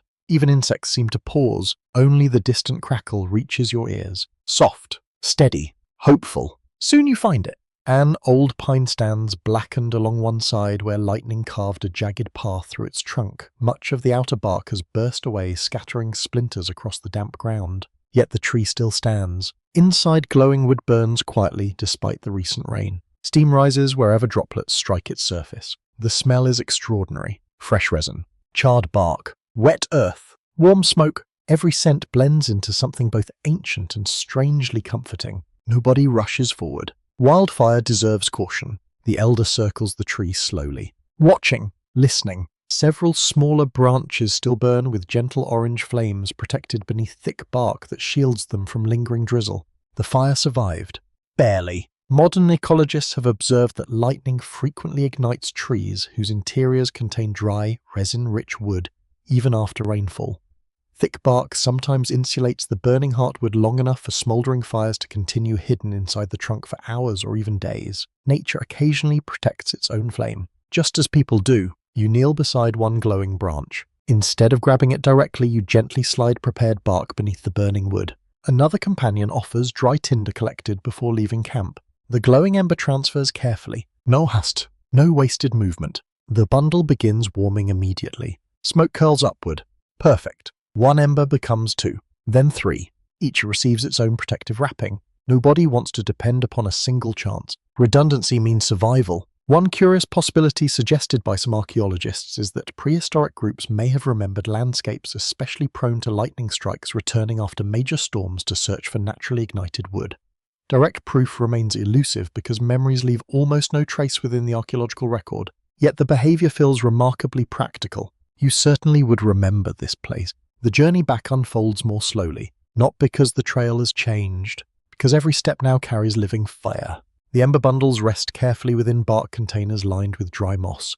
Thin streams of smoke escape through narrow openings before disappearing into the damp forest air. You glance toward them often, too often perhaps. Still glowing, still safe. Halfway home you stop beneath a large spruce. The elder unwraps one ember briefly. Its orange glow remains steady. Her smiles, only for a moment, then wraps it again.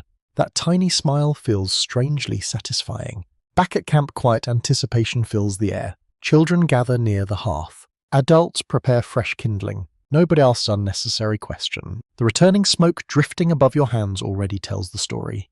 The old campfire still burns. These new embers simply strengthen tomorrow. Each glowing coal joins the hearth one after another. Fresh bark catches. Thin twigs ignite. Soon lively flames rise higher than they have in several evenings.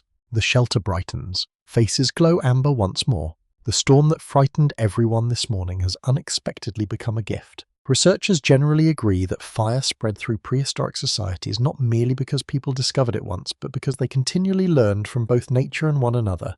Every lightning strike, accidental blaze, and successful experiment expanded collective knowledge across countless generations. Discovery never truly ended. It simply accumulated.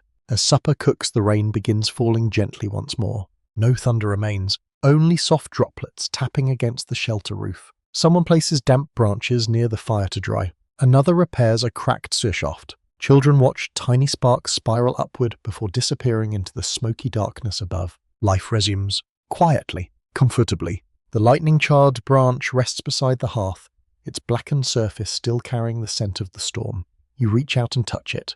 Cool now. Harmless, yet only hours earlier it held one of nature's wildest flames. You wonder how many generations before you first looked upon a burning tree with the same mixture of fear and wonder. No one can answer. Historians continue debating exactly when humans stopped depending upon nature to provide fire and began fully trusting their own ability to create it whenever needed. Perhaps there was never a single turning point. Perhaps for thousands of years people welcomed both, their own careful embers and the sky's unpredictable gifts. Tonight, as rain whispers softly beyond the shelter, the hearth burns with quiet confidence. Some of its warmth comes from patient hands. Some perhaps began with lightning. Together they illuminate another peaceful evening beneath the endless clouds. Section 11. The rain has finally become ordinary. You no longer measure the day by whether it falls. You measure it by how the fire responds. Some mornings, the embers glow eagerly beneath their blanket of ash. Other mornings, they seem reluctant, asking for careful hands and patient breaths before offering their warmth again. You have learned that the fire has moods, though. Perhaps that is only another way of describing the endless conversation between wood, wind, water, and time. Today, however, something's different. The hearth still burns, but one elder quietly announces that everyone will practice making a new fire, not because the old one has failed, because one day it might. That possibility deserves respect. The morning air smells wonderfully fresh after another night of steady rain. Wisps of mist drift through the pine trunks beyond camp, while the first hints of daylight soften the grey sky. Tiny droplets cling to every spiderweb, turning each thread into a necklace of silver. The forest seems peaceful, yet beneath that calm lies an important lesson. Preparation belongs to peaceful days, not desperate ones. You kneel beside the elder as he gathers several carefully chosen pieces of wood. None are random. Each has a purpose. One long spindle rests smoothly between his palms. A flat fireboard lies across a dry hide spread over the ground. Nearby waits a small bundle of finely shredded bark mixed with dry grasses collected weeks earlier during one rare afternoon of sunshine. Everything is ready. Before anything begins, modern people often imagine that making fire depends on strength. You quickly discover otherwise. It depends upon precision. Archaeologists have recovered numerous fire-making tools from different prehistoric cultures, including fire drills, pyrite and flint combinations, and later innovations across many regions. Yet exactly which methods dominated at specific times remains a lively area of scholarly discussion, because wood rarely survives as well as stone. The tools disappeared, the skill endured. The elder hands you the spindle. It feels lighter than expected, smooth from repeated use. Countless hands have polished its surface through months, perhaps years of careful practice. You place its tip into the small carved hollow of the fireboard. Your grip feels awkward.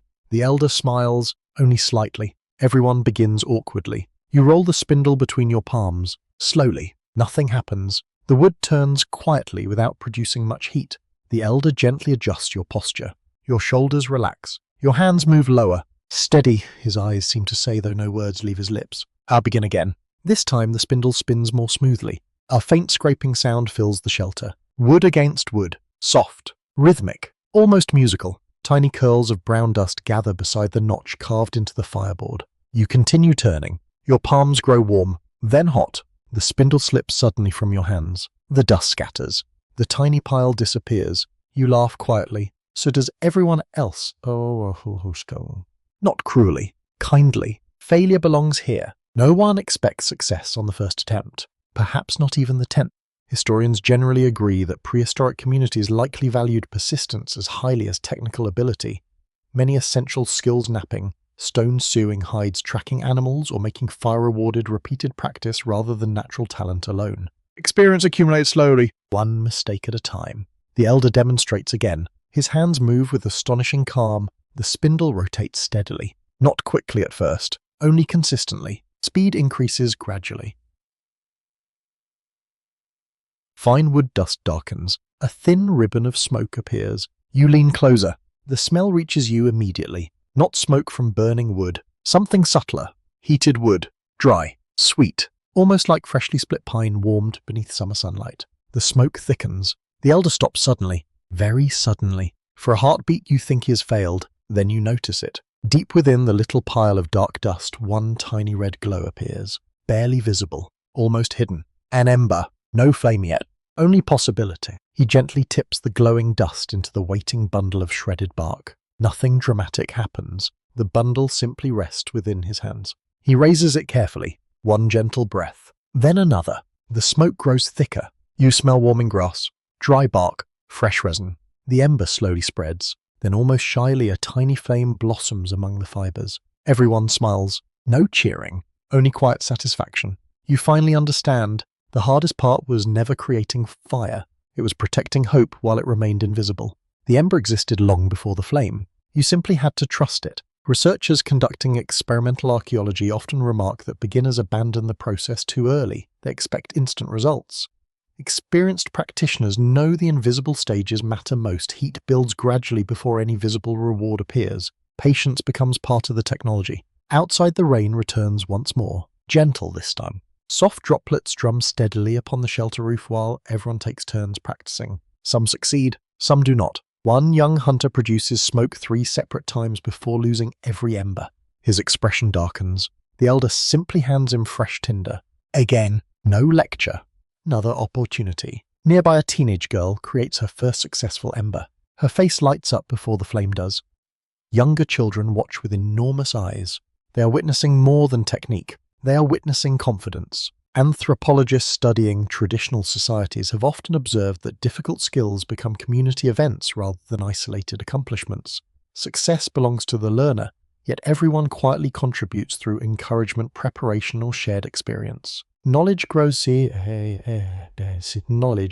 socially, not alone. As the afternoon unfolds, you notice another subtle lesson. Nobody wastes successful embers. Each newly created flame strengthens the main hearth before practice continues. The old fire welcomes the new one. Nothing is discarded. Efficiency feels almost instinctive. The shelter fills with gentle sounds. Rolling wood, crackling bark, soft laughter, rain beyond the entrance, smoke drifting upward. Every sound blends into a peaceful rhythm. One curious theory occasionally discussed among historians and suggests that the repeated practice required for reliable fire-making may have influenced broader patterns of human teaching and learning.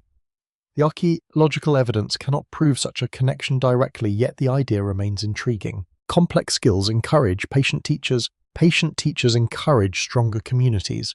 The relationship feels natural. Late in the afternoon, the elder places the spindle into your hands once more. No demonstration follows, only expectation. You prepare the fireboard carefully. You gather fresh tinder. You settle your breathing. The spindle begins turning. Slowly, smoothly. Your palms slide downward before returning to the top again. Back and forth. Back and forth. Brown dust gathers. You resist the temptation to hurry. Smoke appears. Your heartbeat quickens. Still you continue. Steady, not fast. The dust darkens. A tiny curl of smoke rises without interruption. Then you stop, exactly when the elder quietly nods. You tip the glowing dust into the waiting bark, very carefully. Your hands tremble slightly. The ember almost disappears beneath the fibers. You breathe, once, twice, 3 times. The bundle suddenly glows from within. A tiny golden flame appears. It is small, beautifully small. Warmth touches your face, not because of the flame itself, because you made it. The elder says nothing. He simply places one hand gently upon your shoulder before returning to the hearth. The gesture lasts only a second. It needs no words. Outside, the rain continues falling across the ancient valley, exactly as it has for countless days. Inside, another person now knows how to answer it. The lesson is complete. The practice will never truly end. Section 12. Morning begins with watching. Not speaking, not teaching, simply watching. You sit beside the hearth as the first pale light filters through the smoke hole above. Rain still falls beyond the shelter, softer now than it has been for days, though every leaf outside continues dripping with yesterday's storm.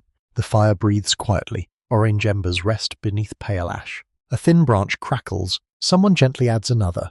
The movement lasts only seconds. A small child sees everything. The child cannot be more than 5 winters old. Tiny hands rest upon folded knees. Wide eyes never leave the fire. No one tells the child to pay attention. Curiosity does that naturally. I'll begin realizing something extraordinary. Almost everything important in this world is learned, without anyone announcing that a lesson has begun. The child watches an older sister brush loose ash away from one glowing coal. The child watches an uncle place damp branches near the fire instead of directly into it.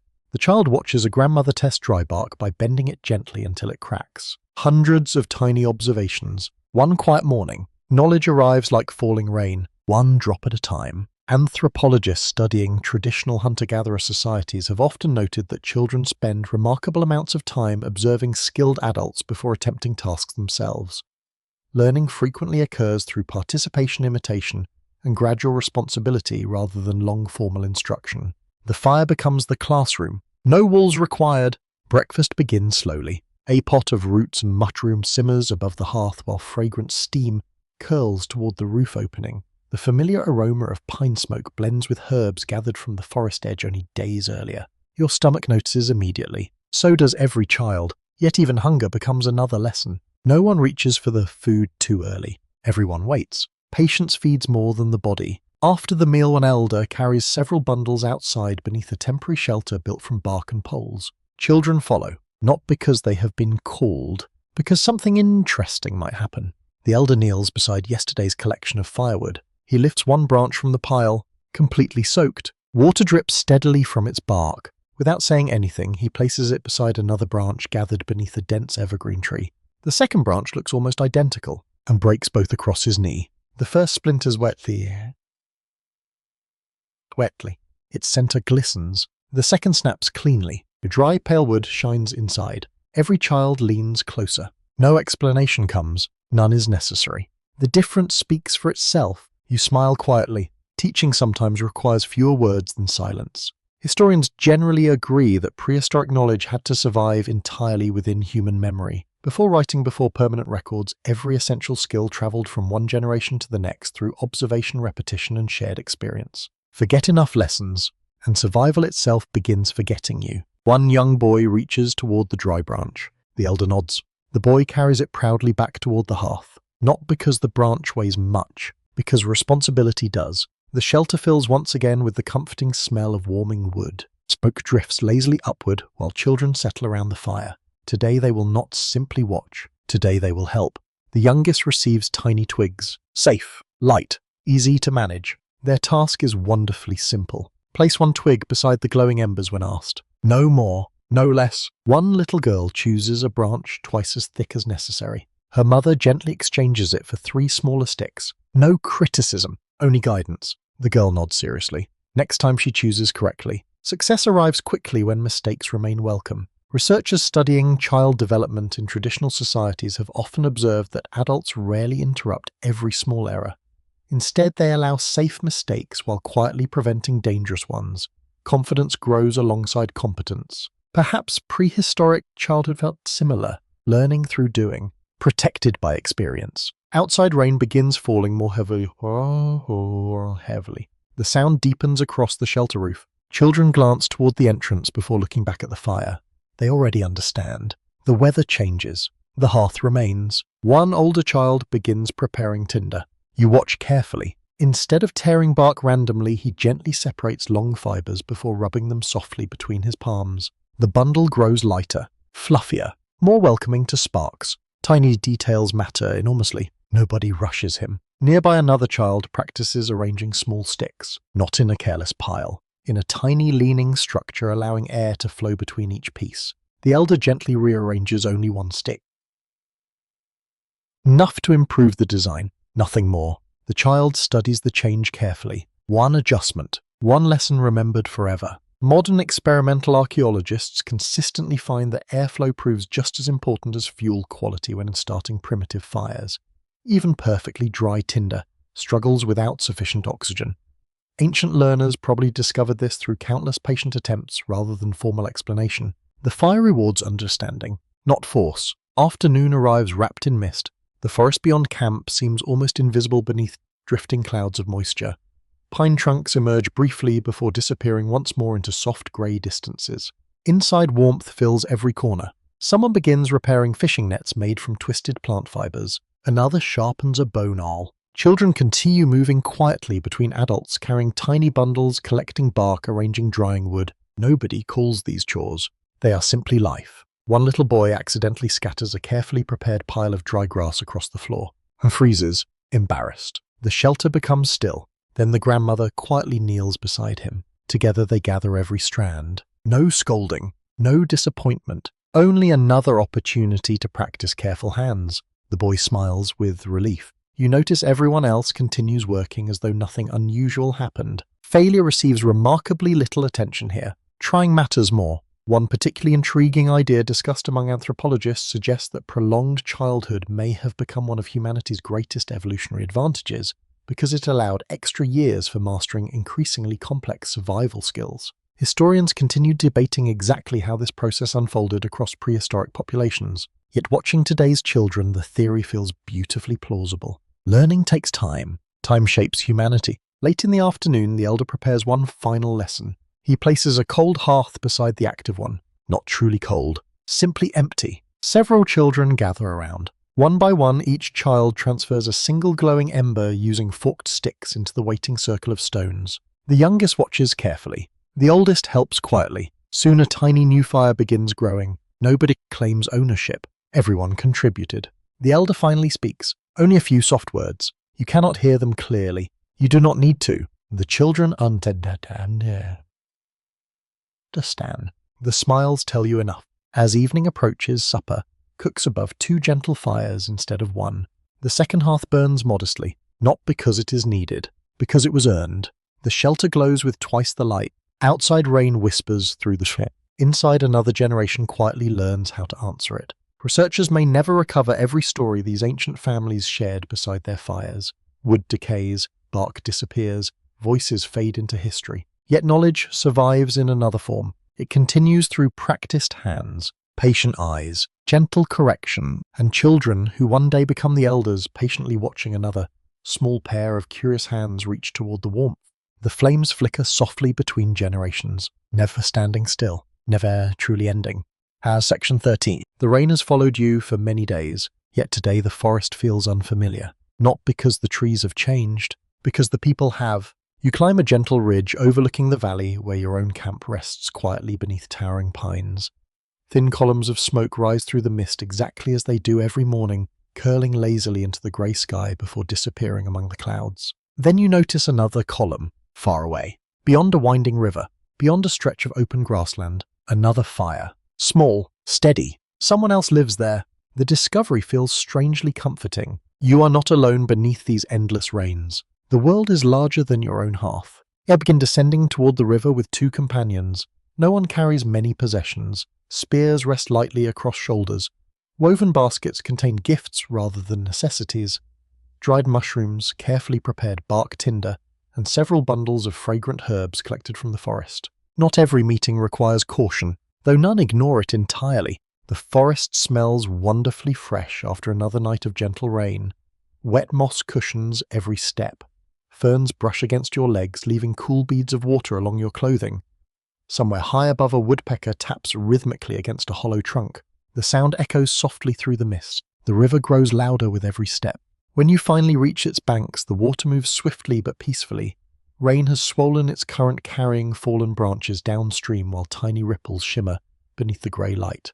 Across the river, figures appear. At first only shadows, then people. They have seen your smoke, just as you notice theirs. Everyone stops. Nobody speaks immediately. Silence feels respectful. After a long moment, one older man across the river slowly raises an open hand. Your elder answers with the same gesture. No weapons rise, only hands. Perhaps greetings looked remarkably similar long before words became shared. Historians broadly agree that prehistoric communities were not completely isolated from one another. Archaeological discoveries reveal stone tools, shells, pigments, and other materials, traveling astonishing distances, suggesting regular contact between different groups across surprisingly large regions. Ideas probably travel too, perhaps even more easily than objects. The river crossing takes time. Several flat stones create a narrow path through the shallower water. Everyone steps carefully. Cold current pushes gently against your legs while smooth rocks shift slightly beneath your feet. The air feels wonderfully cool. The water smells clean, fresh, alive. Soon both groups stand only a few steps apart. You immediately notice differences.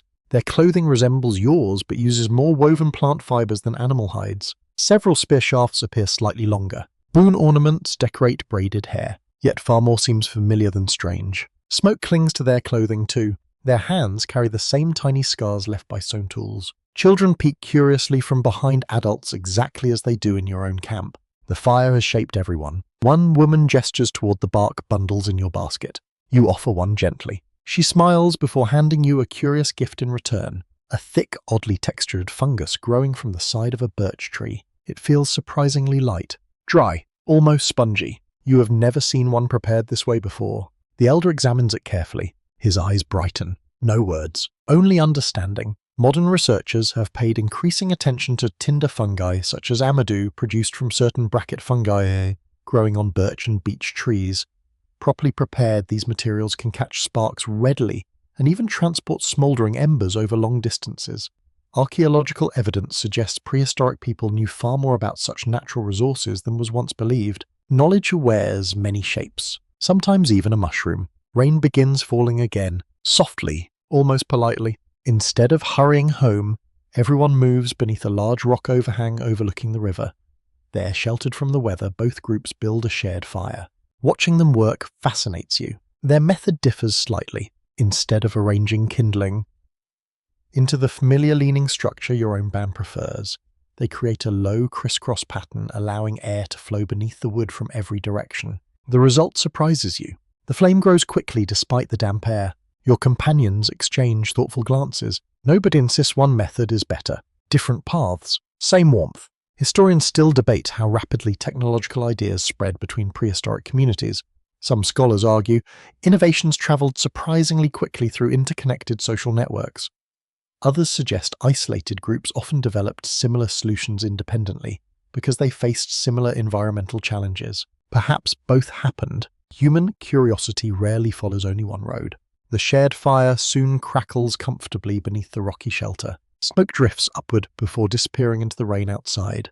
The familiar scent fills the air once again. Pine resin, warm bark, freshly heated stone. Everyone relaxes almost immediately. Children inch closer together. One little boy from the neighboring group notices your spindle used for friction fire making. He studies it with enormous concentration. Your elder quietly places it into the child's hands. The boy turns it over carefully, feeling its smooth surface, examining every detail. Nearby, another elder demonstrates preparing the strange birch fungus. Thin slices peel away beneath a stone blade before being gently beaten until soft fibers appear inside. You watch every movement. Another lesson arrives, not from your own family, from strangers, or perhaps from future friends. Anthropologists studying hunter-gatherer societies often observe that exchanges between neighboring groups involve much more than food or materials.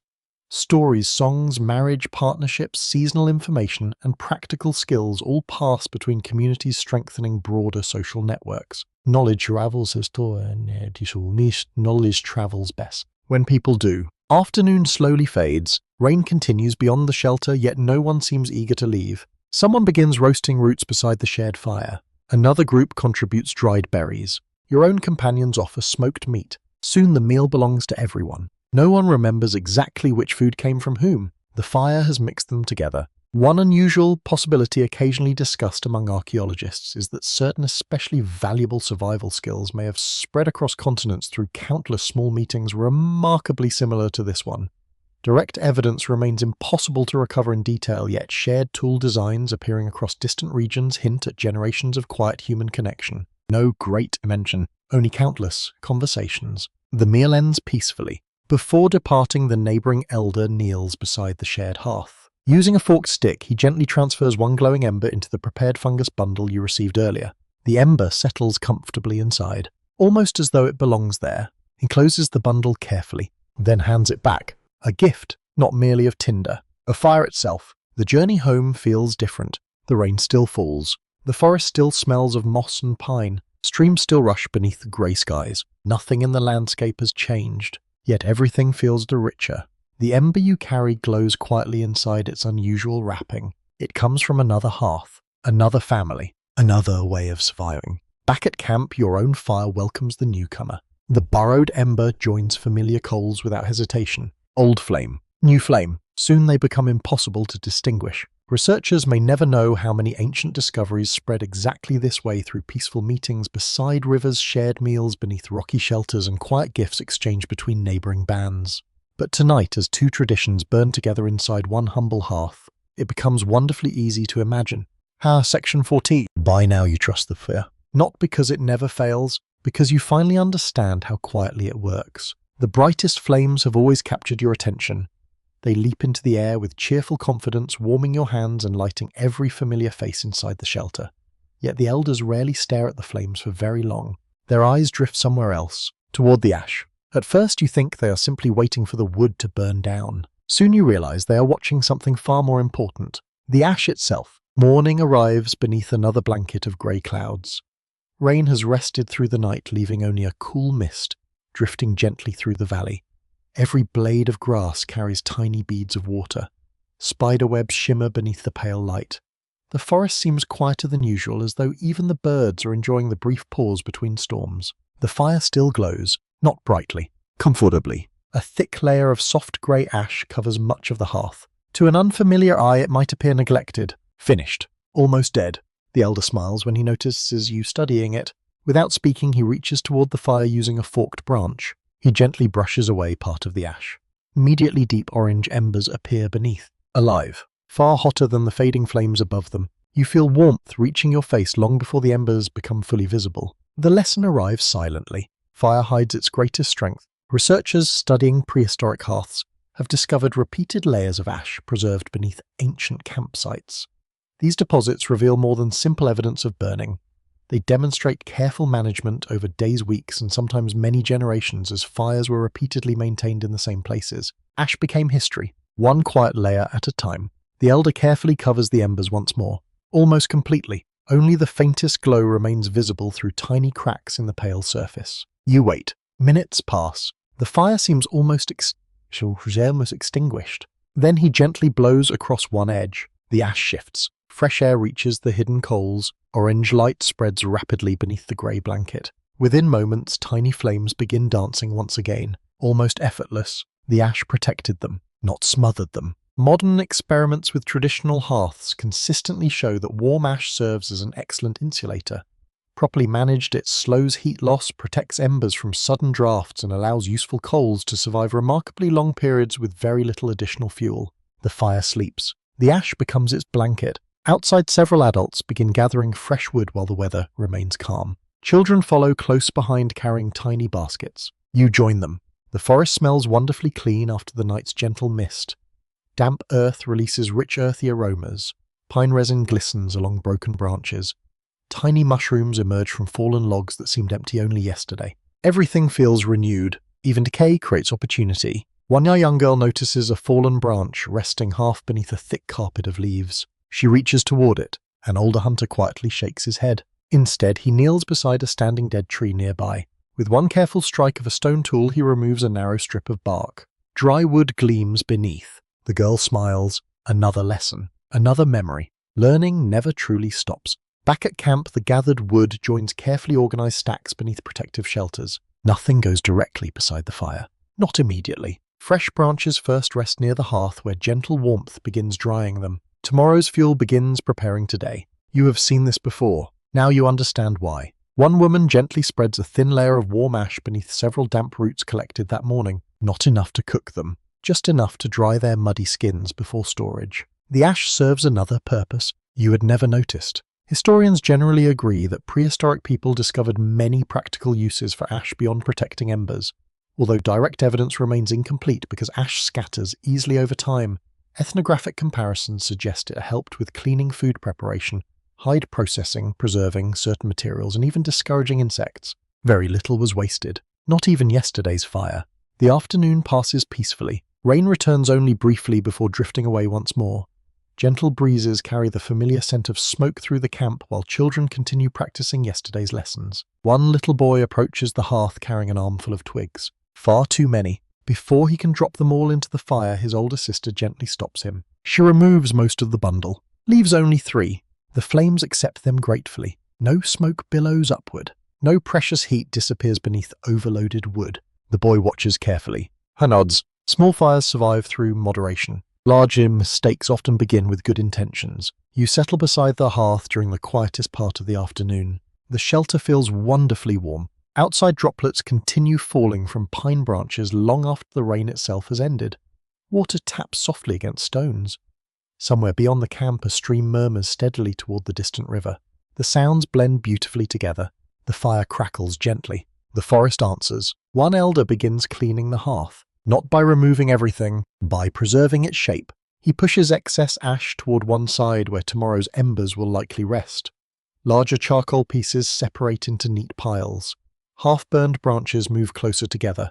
The hearth resembles a carefully tended garden. Nothing chaotic. Every movement reflects experience. Archaeologists excavating prehistoric camps often distinguish individual occupations by subtle differences within ancient hearths.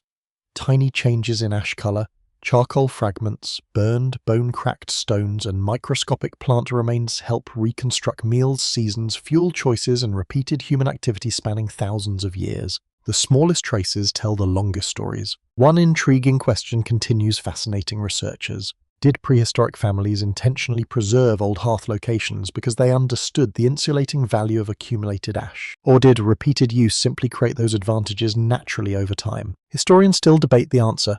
Perhaps practical experience quietly solved the problem long before anyone consciously explained it. Evening approaches.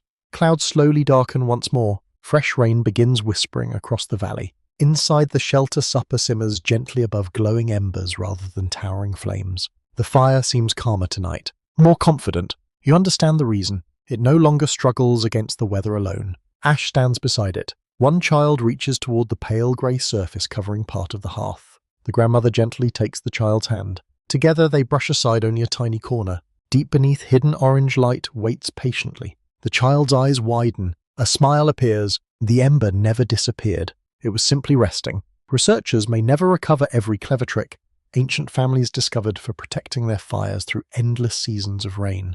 Wood decays, bark disappears, ash scatters with the wind. Yet every surviving prehistoric hearth quietly whispers the same remarkable truth. The greatest secret of fire was never the flame. It was knowing how to protect the warmth when almost nobody could see it. And perhaps that lesson reached far beyond the hearth itself. Section 15. The fire has become so familiar that you almost stop noticing it. It waits for you every morning. It warms your hands every evening. It quietly dries your clothing, cooks your meals, and chases away the damp chill carried by endless rain. After many days beside the same hearth, the extraordinary slowly begins to feel ordinary. Then one evening you notice something that changes everything. No one sat up across the bar. Not even the children. The youngest child races through the shelter, laughing after a playful game with an older brother. Just before reaching the hearth, the child stops circles carefully around the glowing stones and continues running on the opposite side. Nobody had to say a word. The child already knew. You wonder why. The fire is only burning wood. Or is it? Outside, twilight settles gently across the valley. Rain has paused for the first time in several days, leaving the forest wrapped in cool mist rather than falling water. Pine branches drip steadily onto thick carpets of moss. Somewhere beyond the river, an owl calls once before silence returns.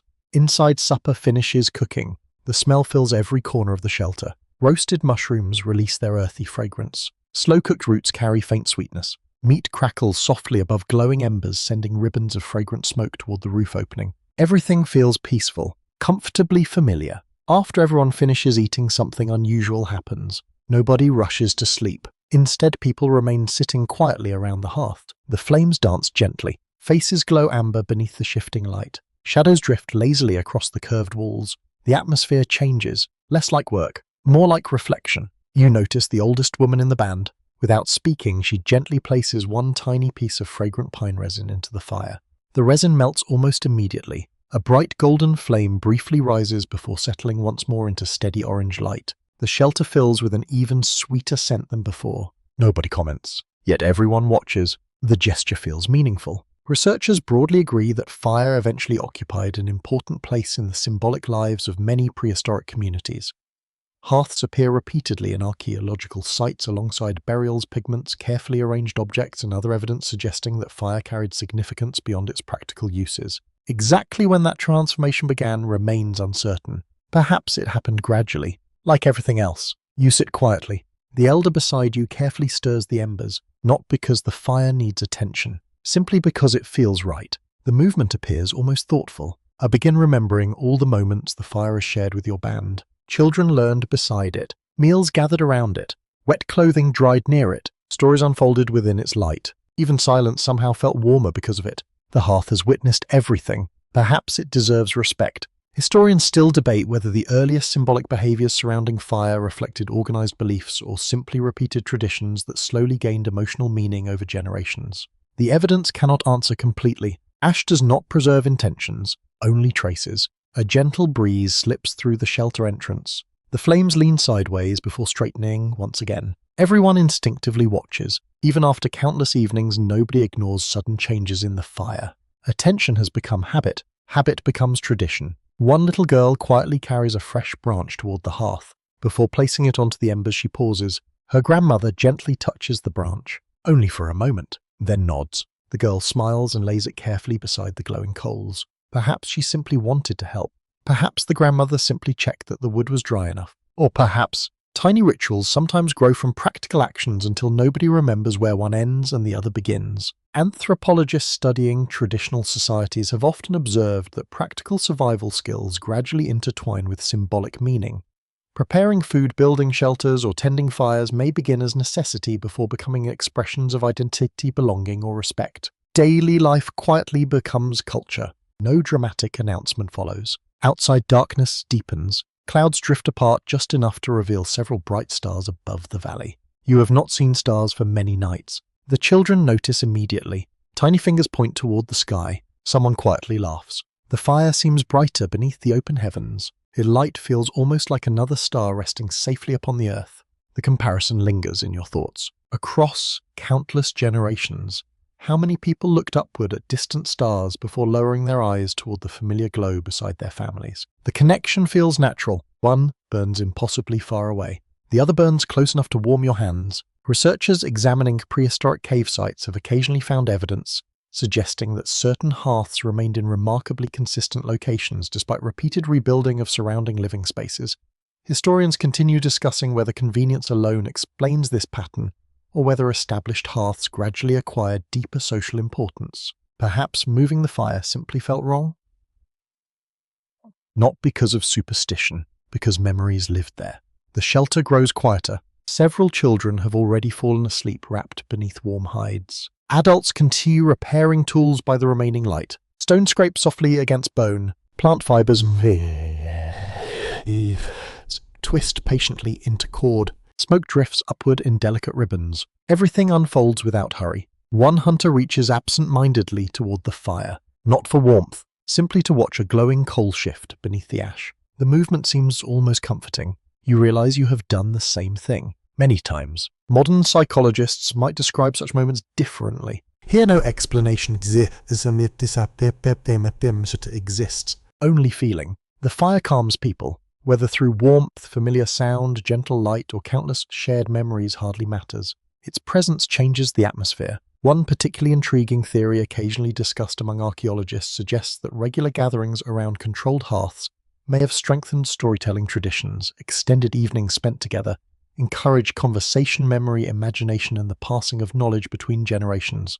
The evidence remains indirect, yet it feels wonderfully believable. Stories like Embers require patient tending. The rain quietly returns sometime after midnight, not loudly, just enough to drum softly upon the shelter roof once again. Nobody wakes. The fire continues glowing steadily. One elder rises briefly from sleep. Without fully opening tired eyes, he gently brushes fresh ash across several glowing embers before returning beneath warm hides. The movement lasts only moments, half asleep, entirely practiced. The fire receives care almost instinctively, like a sleeping child, like an aging parent, like something precious whose importance no longer requires explanation. You lie quietly listening to the rain outside and the gentle crackling within. The sounds have become inseparable. One reminds you how harsh the world can be. The other reminds you why you endure it. Perhaps ancient people never separated survival from meaning as neatly as modern minds sometimes attempt. Perhaps tending the fire simply became both, a practical necessity, a quiet comfort, a gathering place, a keeper of memories, and long before anyone built temples of stone, the first sacred place may have been nothing more than a humble circle of warm rocks glowing softly beneath endless rain. Section 16. Tonight the fire attracts unexpected visitors. Not people. Eyes. You notice them first beyond the edge of the firelight. Two tiny reflections hover between the dark tree trunks, appearing and disappearing as the flames dance across the clearing. For a heartbeat they seem almost like floating stars. Then they blink. Something is watching. You remain perfectly still. The rain has finally weakened into little more than a fine mist. Water continues dripping from the towering pines, but the forest no longer echoes with the constant roar that has accompanied so many of your days. Instead, every sound feels clearer. A twig snaps, leaves rustle softly. The distant stream murmurs steadily through the valley, and somewhere beyond the reach of the fire, something breathes. You slowly turn toward the elder beside you. He has already noticed. Of course he has. His face remains calm. There makes no sudden movement. The fire continues burning exactly as before. Steady, patient, confident. I begin to understand that not every danger demands immediate action. Sometimes stillness offers better protection than fear. Researchers generally agree that controlled fire dramatically changed humanity's relationship with wild animals. Bright flames, drifting smoke, and human activity likely discouraged many predators from approaching too closely, although the exact responses varied greatly among different species and environments. The fire became more than warmth. It became a boundary, one that many animals preferred not to cross. The glowing eyes move again. A fox. Its reddish coat appears only briefly as it circles the edge of the clearing before pausing beneath a fallen spruce. The animal studies the camp carefully. Its nose lifts into the cool evening air, then digs air. It smells roasted meat, wood smoke, wet hides, people. Then, deciding the distance is wise, it quietly disappears back into the forest. No drama, no chase, only quiet curiosity. The children sleeping nearby never stir. The fire has already answered the visitors' questions. This place is occupied. You stretch your hands toward the glowing embers. Warmth reaches your fingers immediately despite the cool mist drifting through the shelter entrance. The scent of pine resin mixes with the earthy smell of damp moss carried by the evening breeze. Everything feels wonderfully balanced. Outside remains wild. Inside remains calm. One hunter quietly adds another carefully chosen branch. Not because the fire is fading, because larger flames cast light farther into the surrounding trees. The forest responds immediately. Shadows retreat. Darkness shifts. The invisible becomes visible for several more steps. Ancient people could never illuminate the entire wilderness. Only enough of it that proved sufficient. Historians continue debating exactly how prehistoric predators responded to repeated human fire use. Some researchers suggest large carnivores gradually learned to avoid active camps. Others believe particularly bold animals occasionally approached despite the flames, especially during harsh seasons when food became scarce. Both possibilities seem reasonable. Nature rarely follows one rule. A sudden flutter interrupts your thoughts. Several birds burst from the lower branches of a nearby pine before settling again farther uphill. Moments later, you hear slow footsteps. Heavy ones, not hurried. Branches bend softly beneath considerable weight. Everyone near the hearth quietly listens. Nobody reaches immediately for a spear. Listening comes first. The footsteps stop. Silence returns. Then a largish shape emerges briefly between the mist-covered trunks. Idea. Its broad ears turn toward the camp. Steam rises faintly from its damp coat in the firelight. For several peaceful moments it simply stands there, watching, perhaps warming itself from a respectful distance, perhaps only curious.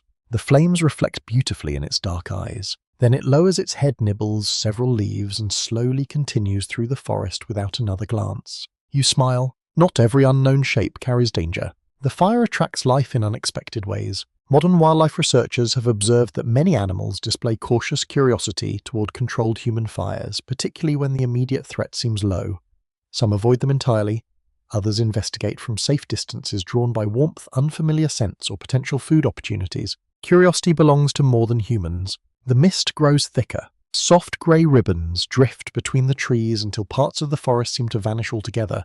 The fire becomes even more precious now. Its light creates a small island. Everything beyond remains uncertain. Children wake briefly. One little girl notices glowing insects dancing above the nearby grass. Fireflies. Their tiny green lights drift slowly through the darkness, rising and falling like living sparks escaping from the hearth. She laughs quietly, then looks from the insects to the fire. The resemblance feels impossible to ignore. Small lights, different worlds. One elder smiles gently at the child's fascination. Perhaps children have compared fireflies and sparks for thousands upon thousands of years. Some comparisons never grow old.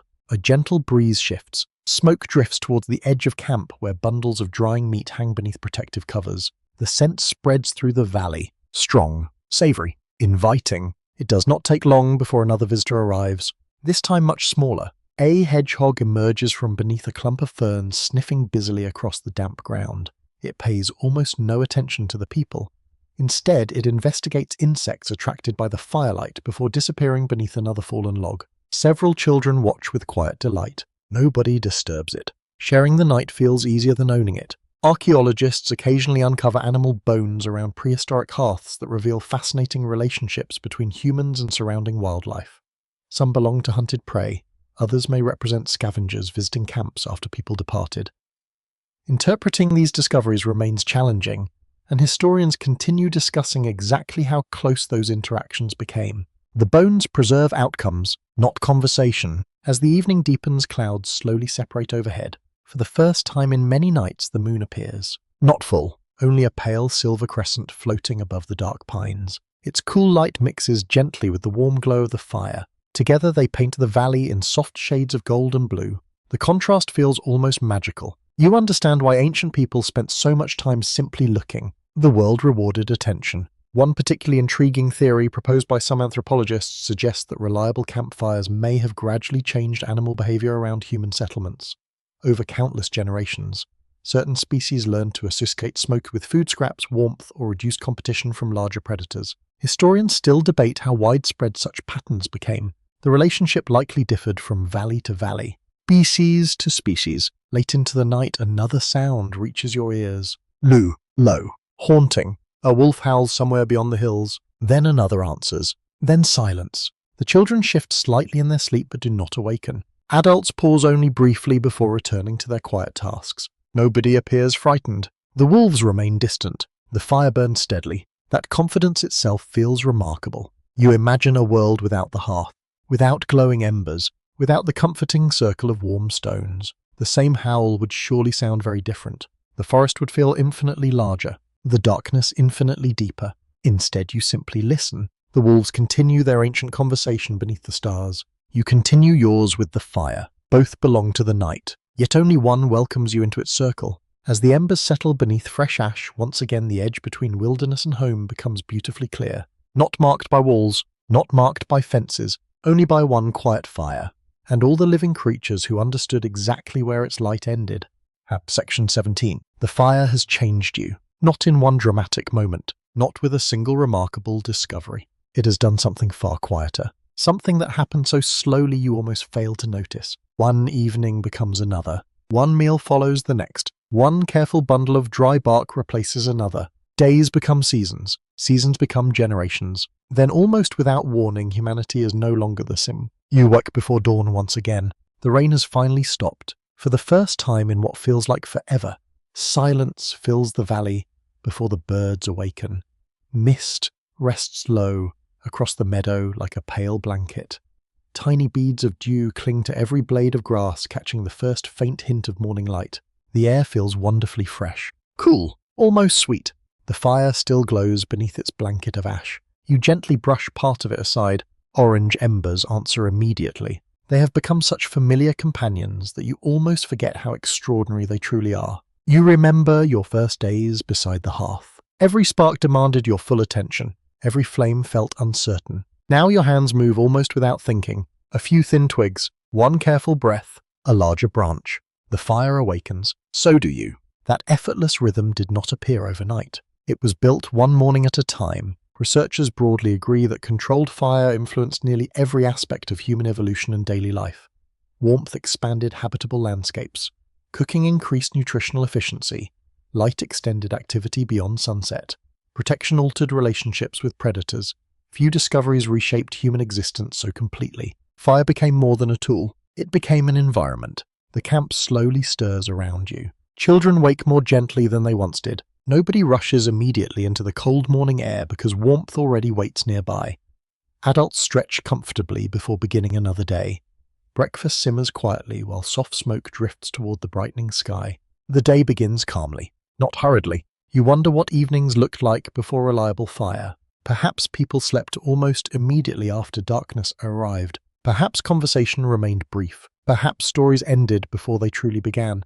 The hearth quietly stole hours from the night, and then gave them back to humanity. Outside sunlight finally slips through a break in the clouds. Only briefly. Golden light touches the tops of the pine trees before slowly reaching the valley floor.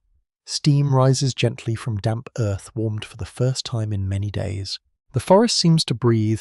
Birds answer almost immediately. Their songs return from every direction. The entire landscape feels newly awakened. You carry several damp hides into the sunshine. Others the same. Rare dry weather becomes precious. Nobody wastes it. Children laugh while chasing one another between the shelters.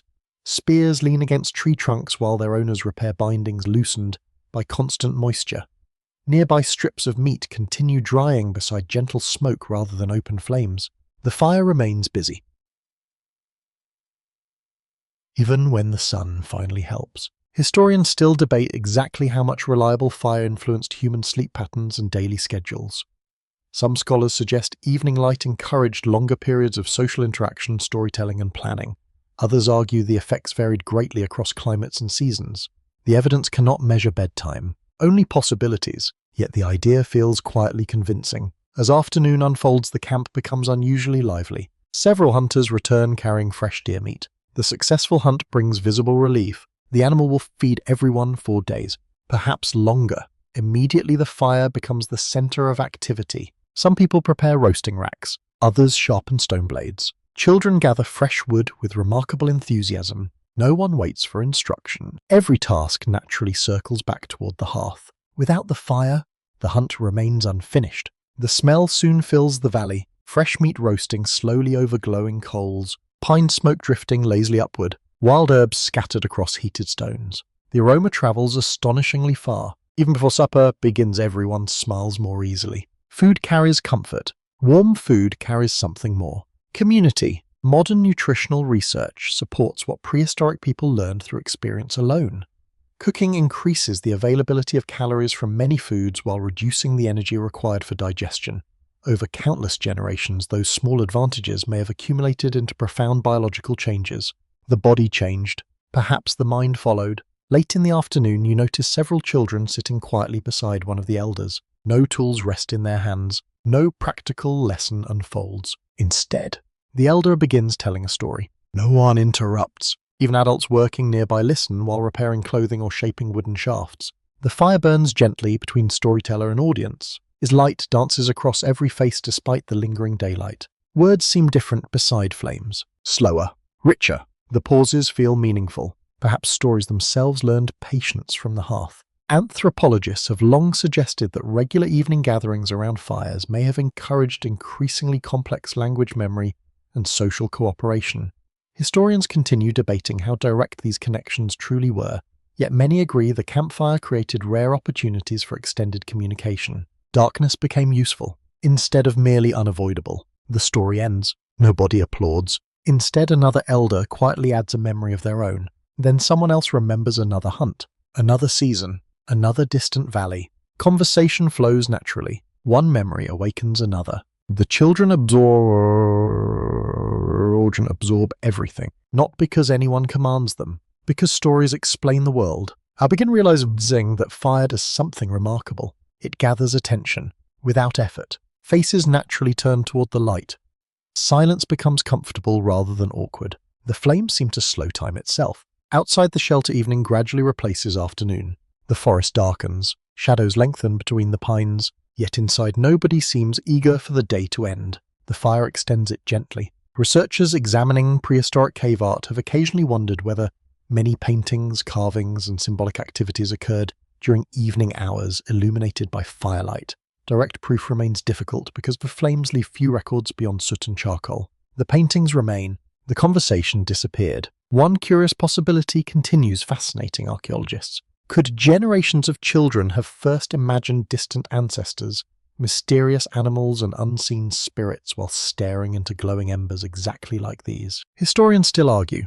The flames offer no answers, only question. Night settles peacefully across the valley. Stars appear one after another above the clearing.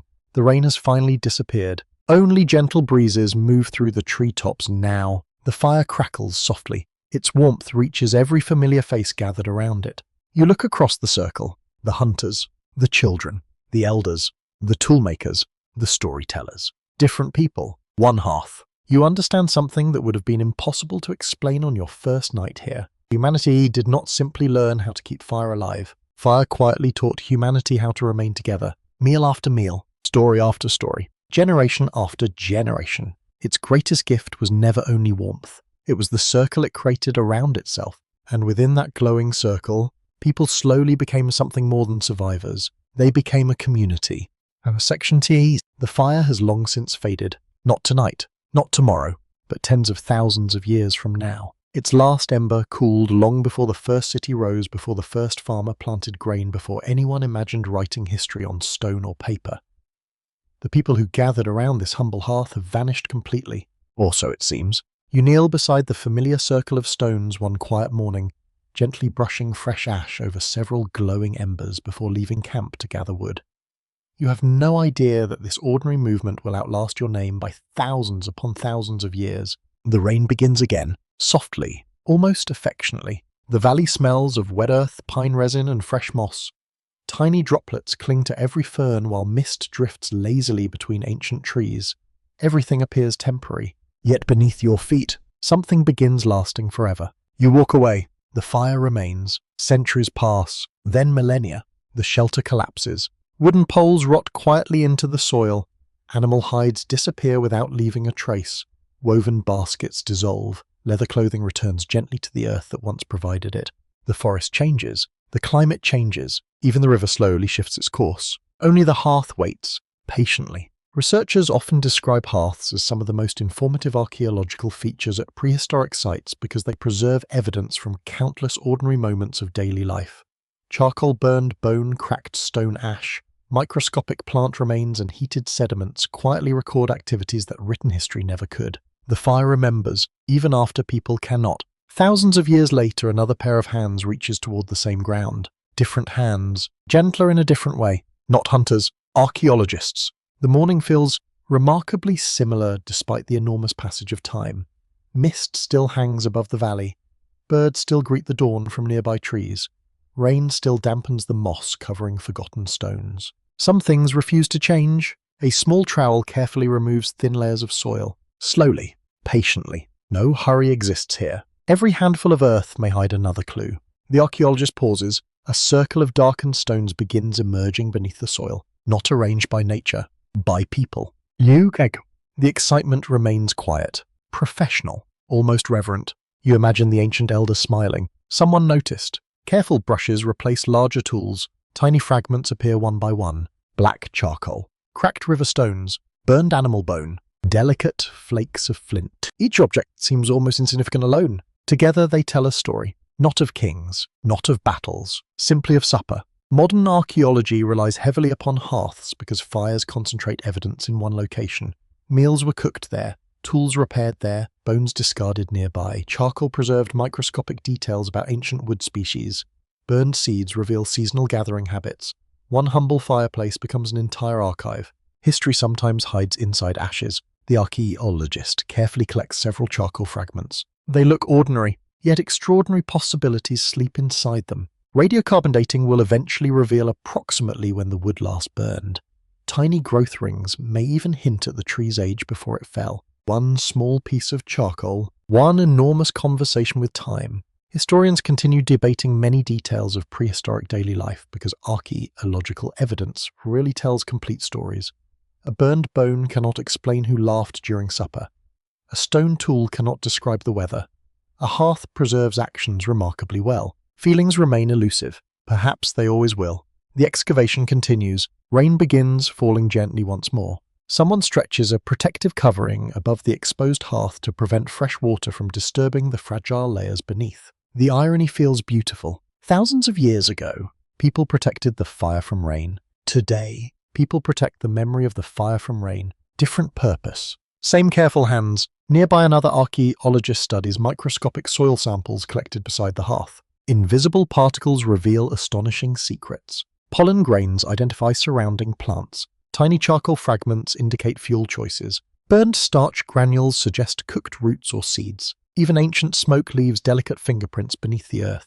The fire spoke many languages. Science slowly learns how to hear them. One young student visiting the excavation kneels beside the exposed stones. Curiosity fills every question. Who lived here? How old is it? Did children play nearby? Did they laugh? The lead archaeologist smiles gently. Some questions receive careful answers. Others remain wonderfully uncertain. Researchers can estimate, infer, compare, imagine responsibly. Certain mysteries deserve patience. You remember the child who once learned to carry tiny twigs toward the hearth. That child's footprints disappeared long ago. Yet somehow, the questions remain. Modern experimental archaeology often complements excavations by recreating ancient fires using traditional techniques. Researchers compare resulting charcoal ash layers, cracked stones and burn patterns with prehistoric discoveries, gradually refining their understanding of how ancient hearths functioned under different conditions. The past teaches the present. The present gently questions the past. Neither finishes completely. Late afternoon sunlight briefly breaks through the clouds. Golden rays illuminate the exposed hearth. The blackened stones seem almost warm again. Almost. One archaeologist quietly runs careful fingers across a heat-cracked rock resting within the circle. The fracture pattern looks familiar. You have seen it before, when water accidentally splashed onto hot stones during cooking. The memory returns instantly. To you, not to the stone. Yet somehow, the stone carried enough evidence for another human to recognize the same moment thousands of years later. That connection feels astonishing. One particularly intriguing possibility continues fascinating historians. Could future archaeologists someday distinguish one family's habits from another's simply by studying subtle differences between neighboring hearths? The debate continues. Some believe the evidence grows increasingly detailed. Others urge caution. Ash whispers softly. It rarely shouts. Evening approaches once more. The excavation pauses. Protective coverings shield the ancient hearth overnight. Tomorrow, careful work will continue. New discoveries may appear, or perhaps only new questions. Both matter equally. Back in your own ancient camp, supper quietly simmers above glowing embers. Children lean against tired parents. Smoke curls toward the shelter roof. Rain whispers beyond the entrance. Nobody imagines distant future scientists patiently uncovering these ordinary moments. Nobody needs to. Life itself deserves full attention. Researchers may never learn every name, every story, or every quiet conversation shared beside prehistoric fires. Yet every carefully excavated hearth offers something profoundly comforting. Across unimaginable stretches of time, someone cooked here, someone waited here, someone protected the embers through another rainy night. Someone loved this circle of warm stones enough to keep returning. And because they did, you can still meet them today. Not face to face, but ember to ember. Section 19. The rain returns. Not as a surprise, as an old acquaintance. You hear it before dawn tapping gently across the shelter roof with the same quiet persistence that greeted you on your very first night in this forgotten valley. The sound no longer fills you with uncertainty. Instead, it feels almost familiar, like the steady breathing of someone sleeping nearby. You lie still for a moment. The fire waits beside you, hidden beneath its faithful blanket of ash. Outside, the world is soaked once more. Inside, warmth patiently survives. You smile without thinking. The rain has returned. So have you. Weeks have passed since you first learned that a single glowing ember could decide whether morning began with comfort or cold. Since then, you have gathered wood beneath dripping branches, carried fire across muddy hills, watched children master tiny skills, shared meals with strangers, and discovered that the greatest strength of a flame often hides beneath quiet grey ash. Now every lesson comes together, not dramatically, simply naturally. The camp begins waking. One elder brushes fresh ash aside with practiced hands.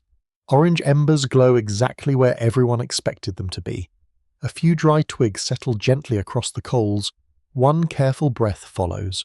The fire answers immediately. No hesitation. No struggle. The rhythm has become second nature. Researchers often describe mastery as the moment when complex actions become almost effortless through long experience. Prehistoric firekeeping almost certainly reached that stage for skilled individuals. Countless tiny decisions eventually blended into instinct, allowing people to respond naturally rather than consciously to changing conditions. Knowledge settled into muscle memory. Long before anyone used that phrase, you step outside carrying an empty basket. Mist hangs low across the valley, softening every distant outline. Pine needles sparkle beneath thousands of tiny droplets. The familiar stream has risen again after another night of rain, though this time you immediately notice which crossing stones remain safest. You no longer search. You remember. The forest greets you differently now, not because it has changed, because your eyes have. You instinctively glance beneath leaning rocks where dry leaves often collect. You notice standing dead trees before living ones. You recognize patches of resin glistening along cracked bark. Even the smell of the air tells you something. Fresh rain, strong wind overnight. Dry fuel will probably remain beneath the old spruce grove. You have stopped wandering. Now you are reading the landscape. Anthropologists studying traditional hunter-gatherer societies often note that experienced foragers seem to move through familiar environments almost effortlessly. They recognize subtle patterns invisible to newcomers because years of observation quietly reshape perception itself. The forest becomes a conversation. You finally understand its language. Several children follow behind carrying tiny woven baskets. You notice something remarkable. They already begin searching in the same places you do. No one instructed them this morning. They simply copied yesterday, and the day before, and every day before that. One little boy kneels beside a fallen pine. Without hesitation, he slips his fingers beneath a loose section of bark before smiling proudly at the dry wood hidden inside. You laugh softly. The lesson has taken root. It now belongs to him. Rain begins falling harder. Nobody hurries. That surprises you. Not long ago, everyone might have rushed toward shelter at the first heavy drops. Now people simply adjust. Bundles receive extra coverings. Freshly gathered tinder moves beneath hides. Larger logs remain where they are. The camp flows smoothly through the changing weather like water finding familiar channels. Adaptation has become routine. Historians still debate how rapidly prehistoric communities adjusted to repeated environmental challenges. Some scholars emphasize remarkable flexibility, while others point toward periods of severe hardship preserved within archaeological records. Perhaps both tell the truth. Learning never removed difficulty. It simply reduced surprise. Back at camp, the morning's harvest joins the drying shelter. Children automatically sought the fuel. Thin twigs, medium branches, larger logs. Nobody mixes them carelessly anymore. Even the youngest understand their different purposes. Nearby, one woman gently turns yesterday's drying wood so every surface receives equal warmth from the nearby hearth. Such a tiny action, such enormous consequences weeks from now. The shelter smells wonderfully familiar. Fresh bark, warm smoke, damp leather slowly drying, boiling herbs releasing gentle sweetness into the air. The scents no longer seem separate. Together they create something unmistakable. Home. Modern archaeological excavations often reveal repeated rebuilding of prehistoric camps in nearly identical locations. Researchers continue discussing exactly why families returned again and again, yet dependable access to fuel, water, shelter, and familiar landscapes almost certainly influenced those decisions. Home may have begun as memory, more than geography. The afternoon brings another test. Strong winds sweep through the valley, pushing rain sideways beneath the trees. Water splashes against the shelter entrance while smoke briefly swirls downward before finding its usual path upward once again. Without speaking, everyone responds. One person adjusts the entrance hide. Another shifts drying wood farther from the draft. A third gently brushes additional ash across one edge of the hearth where glowing embers appear most exposed. No commands, no confusion, only quiet, cool coordination. The fire steadies once more. You realize something profound. No single person saved it. Everyone did. Researchers examining cooperative behavior often suggest that repeated shared challenges strengthen trust within small communities. While archaeology cannot directly measure relationships, the practical demands of maintaining fire shelter, food, and safety almost certainly rewarded reliable cooperation over long periods. The hearth united effort, not merely people. Toward evening, the rain finally softens. Mist drifts gently across the clearing while several deer graze peacefully beyond the edge of camp. Smoke rises in thin blue ribbons through the damp air before fading into the darkening sky. Children laugh quietly while carrying the final armfuls of wood beneath shelter. Adults prepare another meal. The elder checks tomorrow's tinder. Everything unfolds with comforting familiarity. One curious possibility continues fascinating historians. Could generations living through countless rainy seasons eventually develop regional traditions of fire keeping unique to their own valleys, forests, and climates? The evidence remains incomplete. Yet the thought feels wonderfully human. Every landscape teaches different lessons. Every community remembers them differently. Night settles gently over the ancient forest. Clouds slowly drift apart, revealing scattered stars between their fading edges. The rain finally stops altogether. For the first time in many evenings, silence returns. Real silence. Only the quiet crackle of the hearth remains. You sit beside the glowing embers and look around the familiar circle. The children who once watched now help. The learners now teach. The frightened newcomers have become confident keepers of the flame. You have changed them with them. The endless rain did not defeat you. It educated you, patiently, one drop at a time, as another careful layer of ash settles across the glowing coals before sleep. You understand that tomorrow's warmth has already been prepared tonight. That simple habit may not seem remarkable, yet it quietly carries humanity across another dark, rainy night.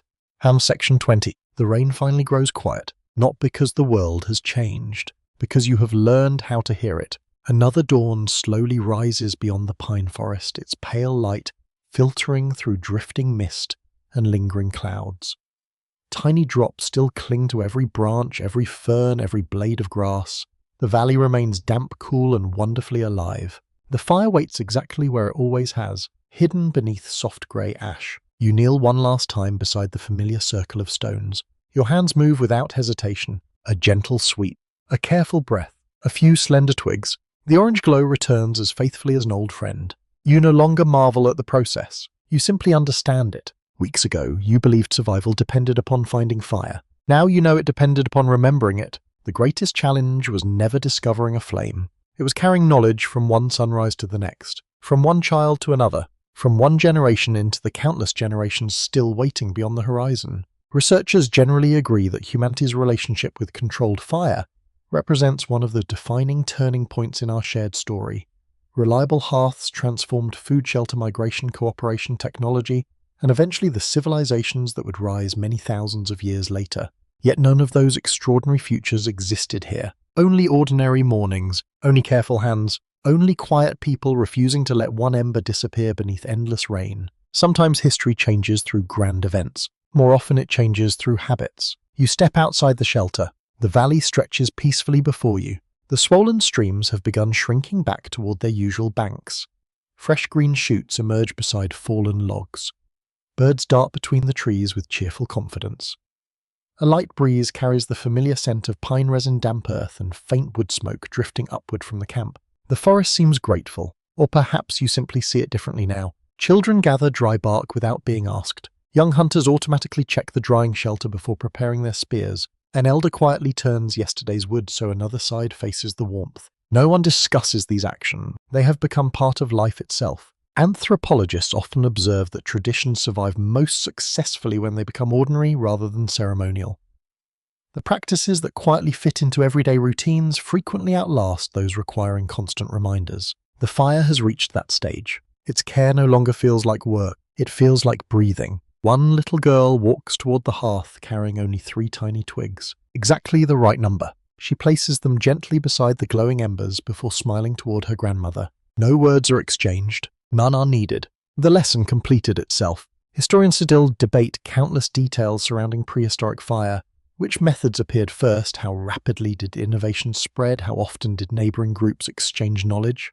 How many different techniques disappeared forever because wood bark and woven fibers returned quietly to the earth? Many answers remain hidden. Perhaps they always will. Yet one truth feels wonderfully clear. Someone kept the fire alive. Again, and again, and again. Otherwise, none of this story could have happened. The afternoon brings clear skies for the first time since you entered this forgotten world. Sunlight pours gently across the valley, warming the damp stones until steam rises in delicate ribbons. Children laugh while chasing one another through the meadow. Hunters repair nets instead of drying clothing. Fresh herbs hang outside the shelters, drying naturally beneath golden light rather than beside the hearth. Even today the fire remains busy. A pot simmers quietly. Wood continues drying. Bone tools receive gentle heat before careful shaping. The hearth never truly rests. Neither do the people surrounding it. One particularly intriguing idea, occasionally suggested by archaeologists, is that many of humanity's greatest advances may have emerged not during moments of crisis, but during peaceful evenings after the crisis had passed. With warm food, dependable light, and trusted companions nearby, people finally possess something wonderfully rare.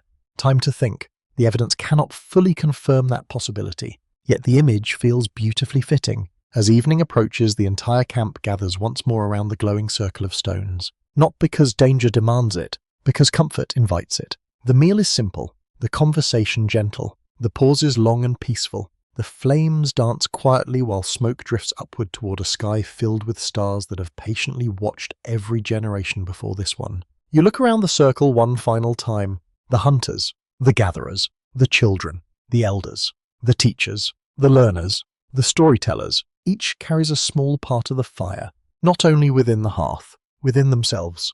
The endless rain never truly defeated them because they discovered something stronger than dry wood. They discovered shared memory. The flame survived because knowledge survived. And knowledge survived because people chose every single day to pass it gently into another pair of waiting hands. The night settles softly around you now. The fire has grown smaller, its lively flames becoming quiet embers resting beneath a comforting blanket of ash. The rain has drifted far beyond the valley, leaving only the gentle chorus of crickets, the whisper of wind through pine needles, and the distant murmur of the stream flowing patiently toward places unknown. You stretch your hands toward the last warmth of the evening, feeling the steady comfort that countless generations once felt beneath these same stars. The smoke rises slowly into the cool air before disappearing into the darkness, carrying with it the scent of pine-damp earth and another peaceful day completed. Round you the camp grows still. Children sleep beneath warm hides. The elders rest with calm expressions. Even the forest seems to breathe more slowly. The embers glow quietly beneath their blanket of ash, holding tomorrow's warmth inside their hidden light. There is no hurry anymore. Tomorrow will arrive when it is ready. Someone will gently brush the ash aside. Someone will add the first small twig. Someone will breathe softly, and the fire will answer once again, just as it has for thousands upon thousands of mornings. As your eyes grow heavier, the sounds begin blending together. The whisper of leaves, the steady stream, the fading crackle of the hearth, your own slow breathing. Everything becomes one gentle rhythm, and somewhere deep within that quiet rhythm, the tiny ember continues glowing patiently, reminding you that humanity's greatest strength was never found in towering flames, but in the quiet determination to protect one small light through the longest rain. Sleep well.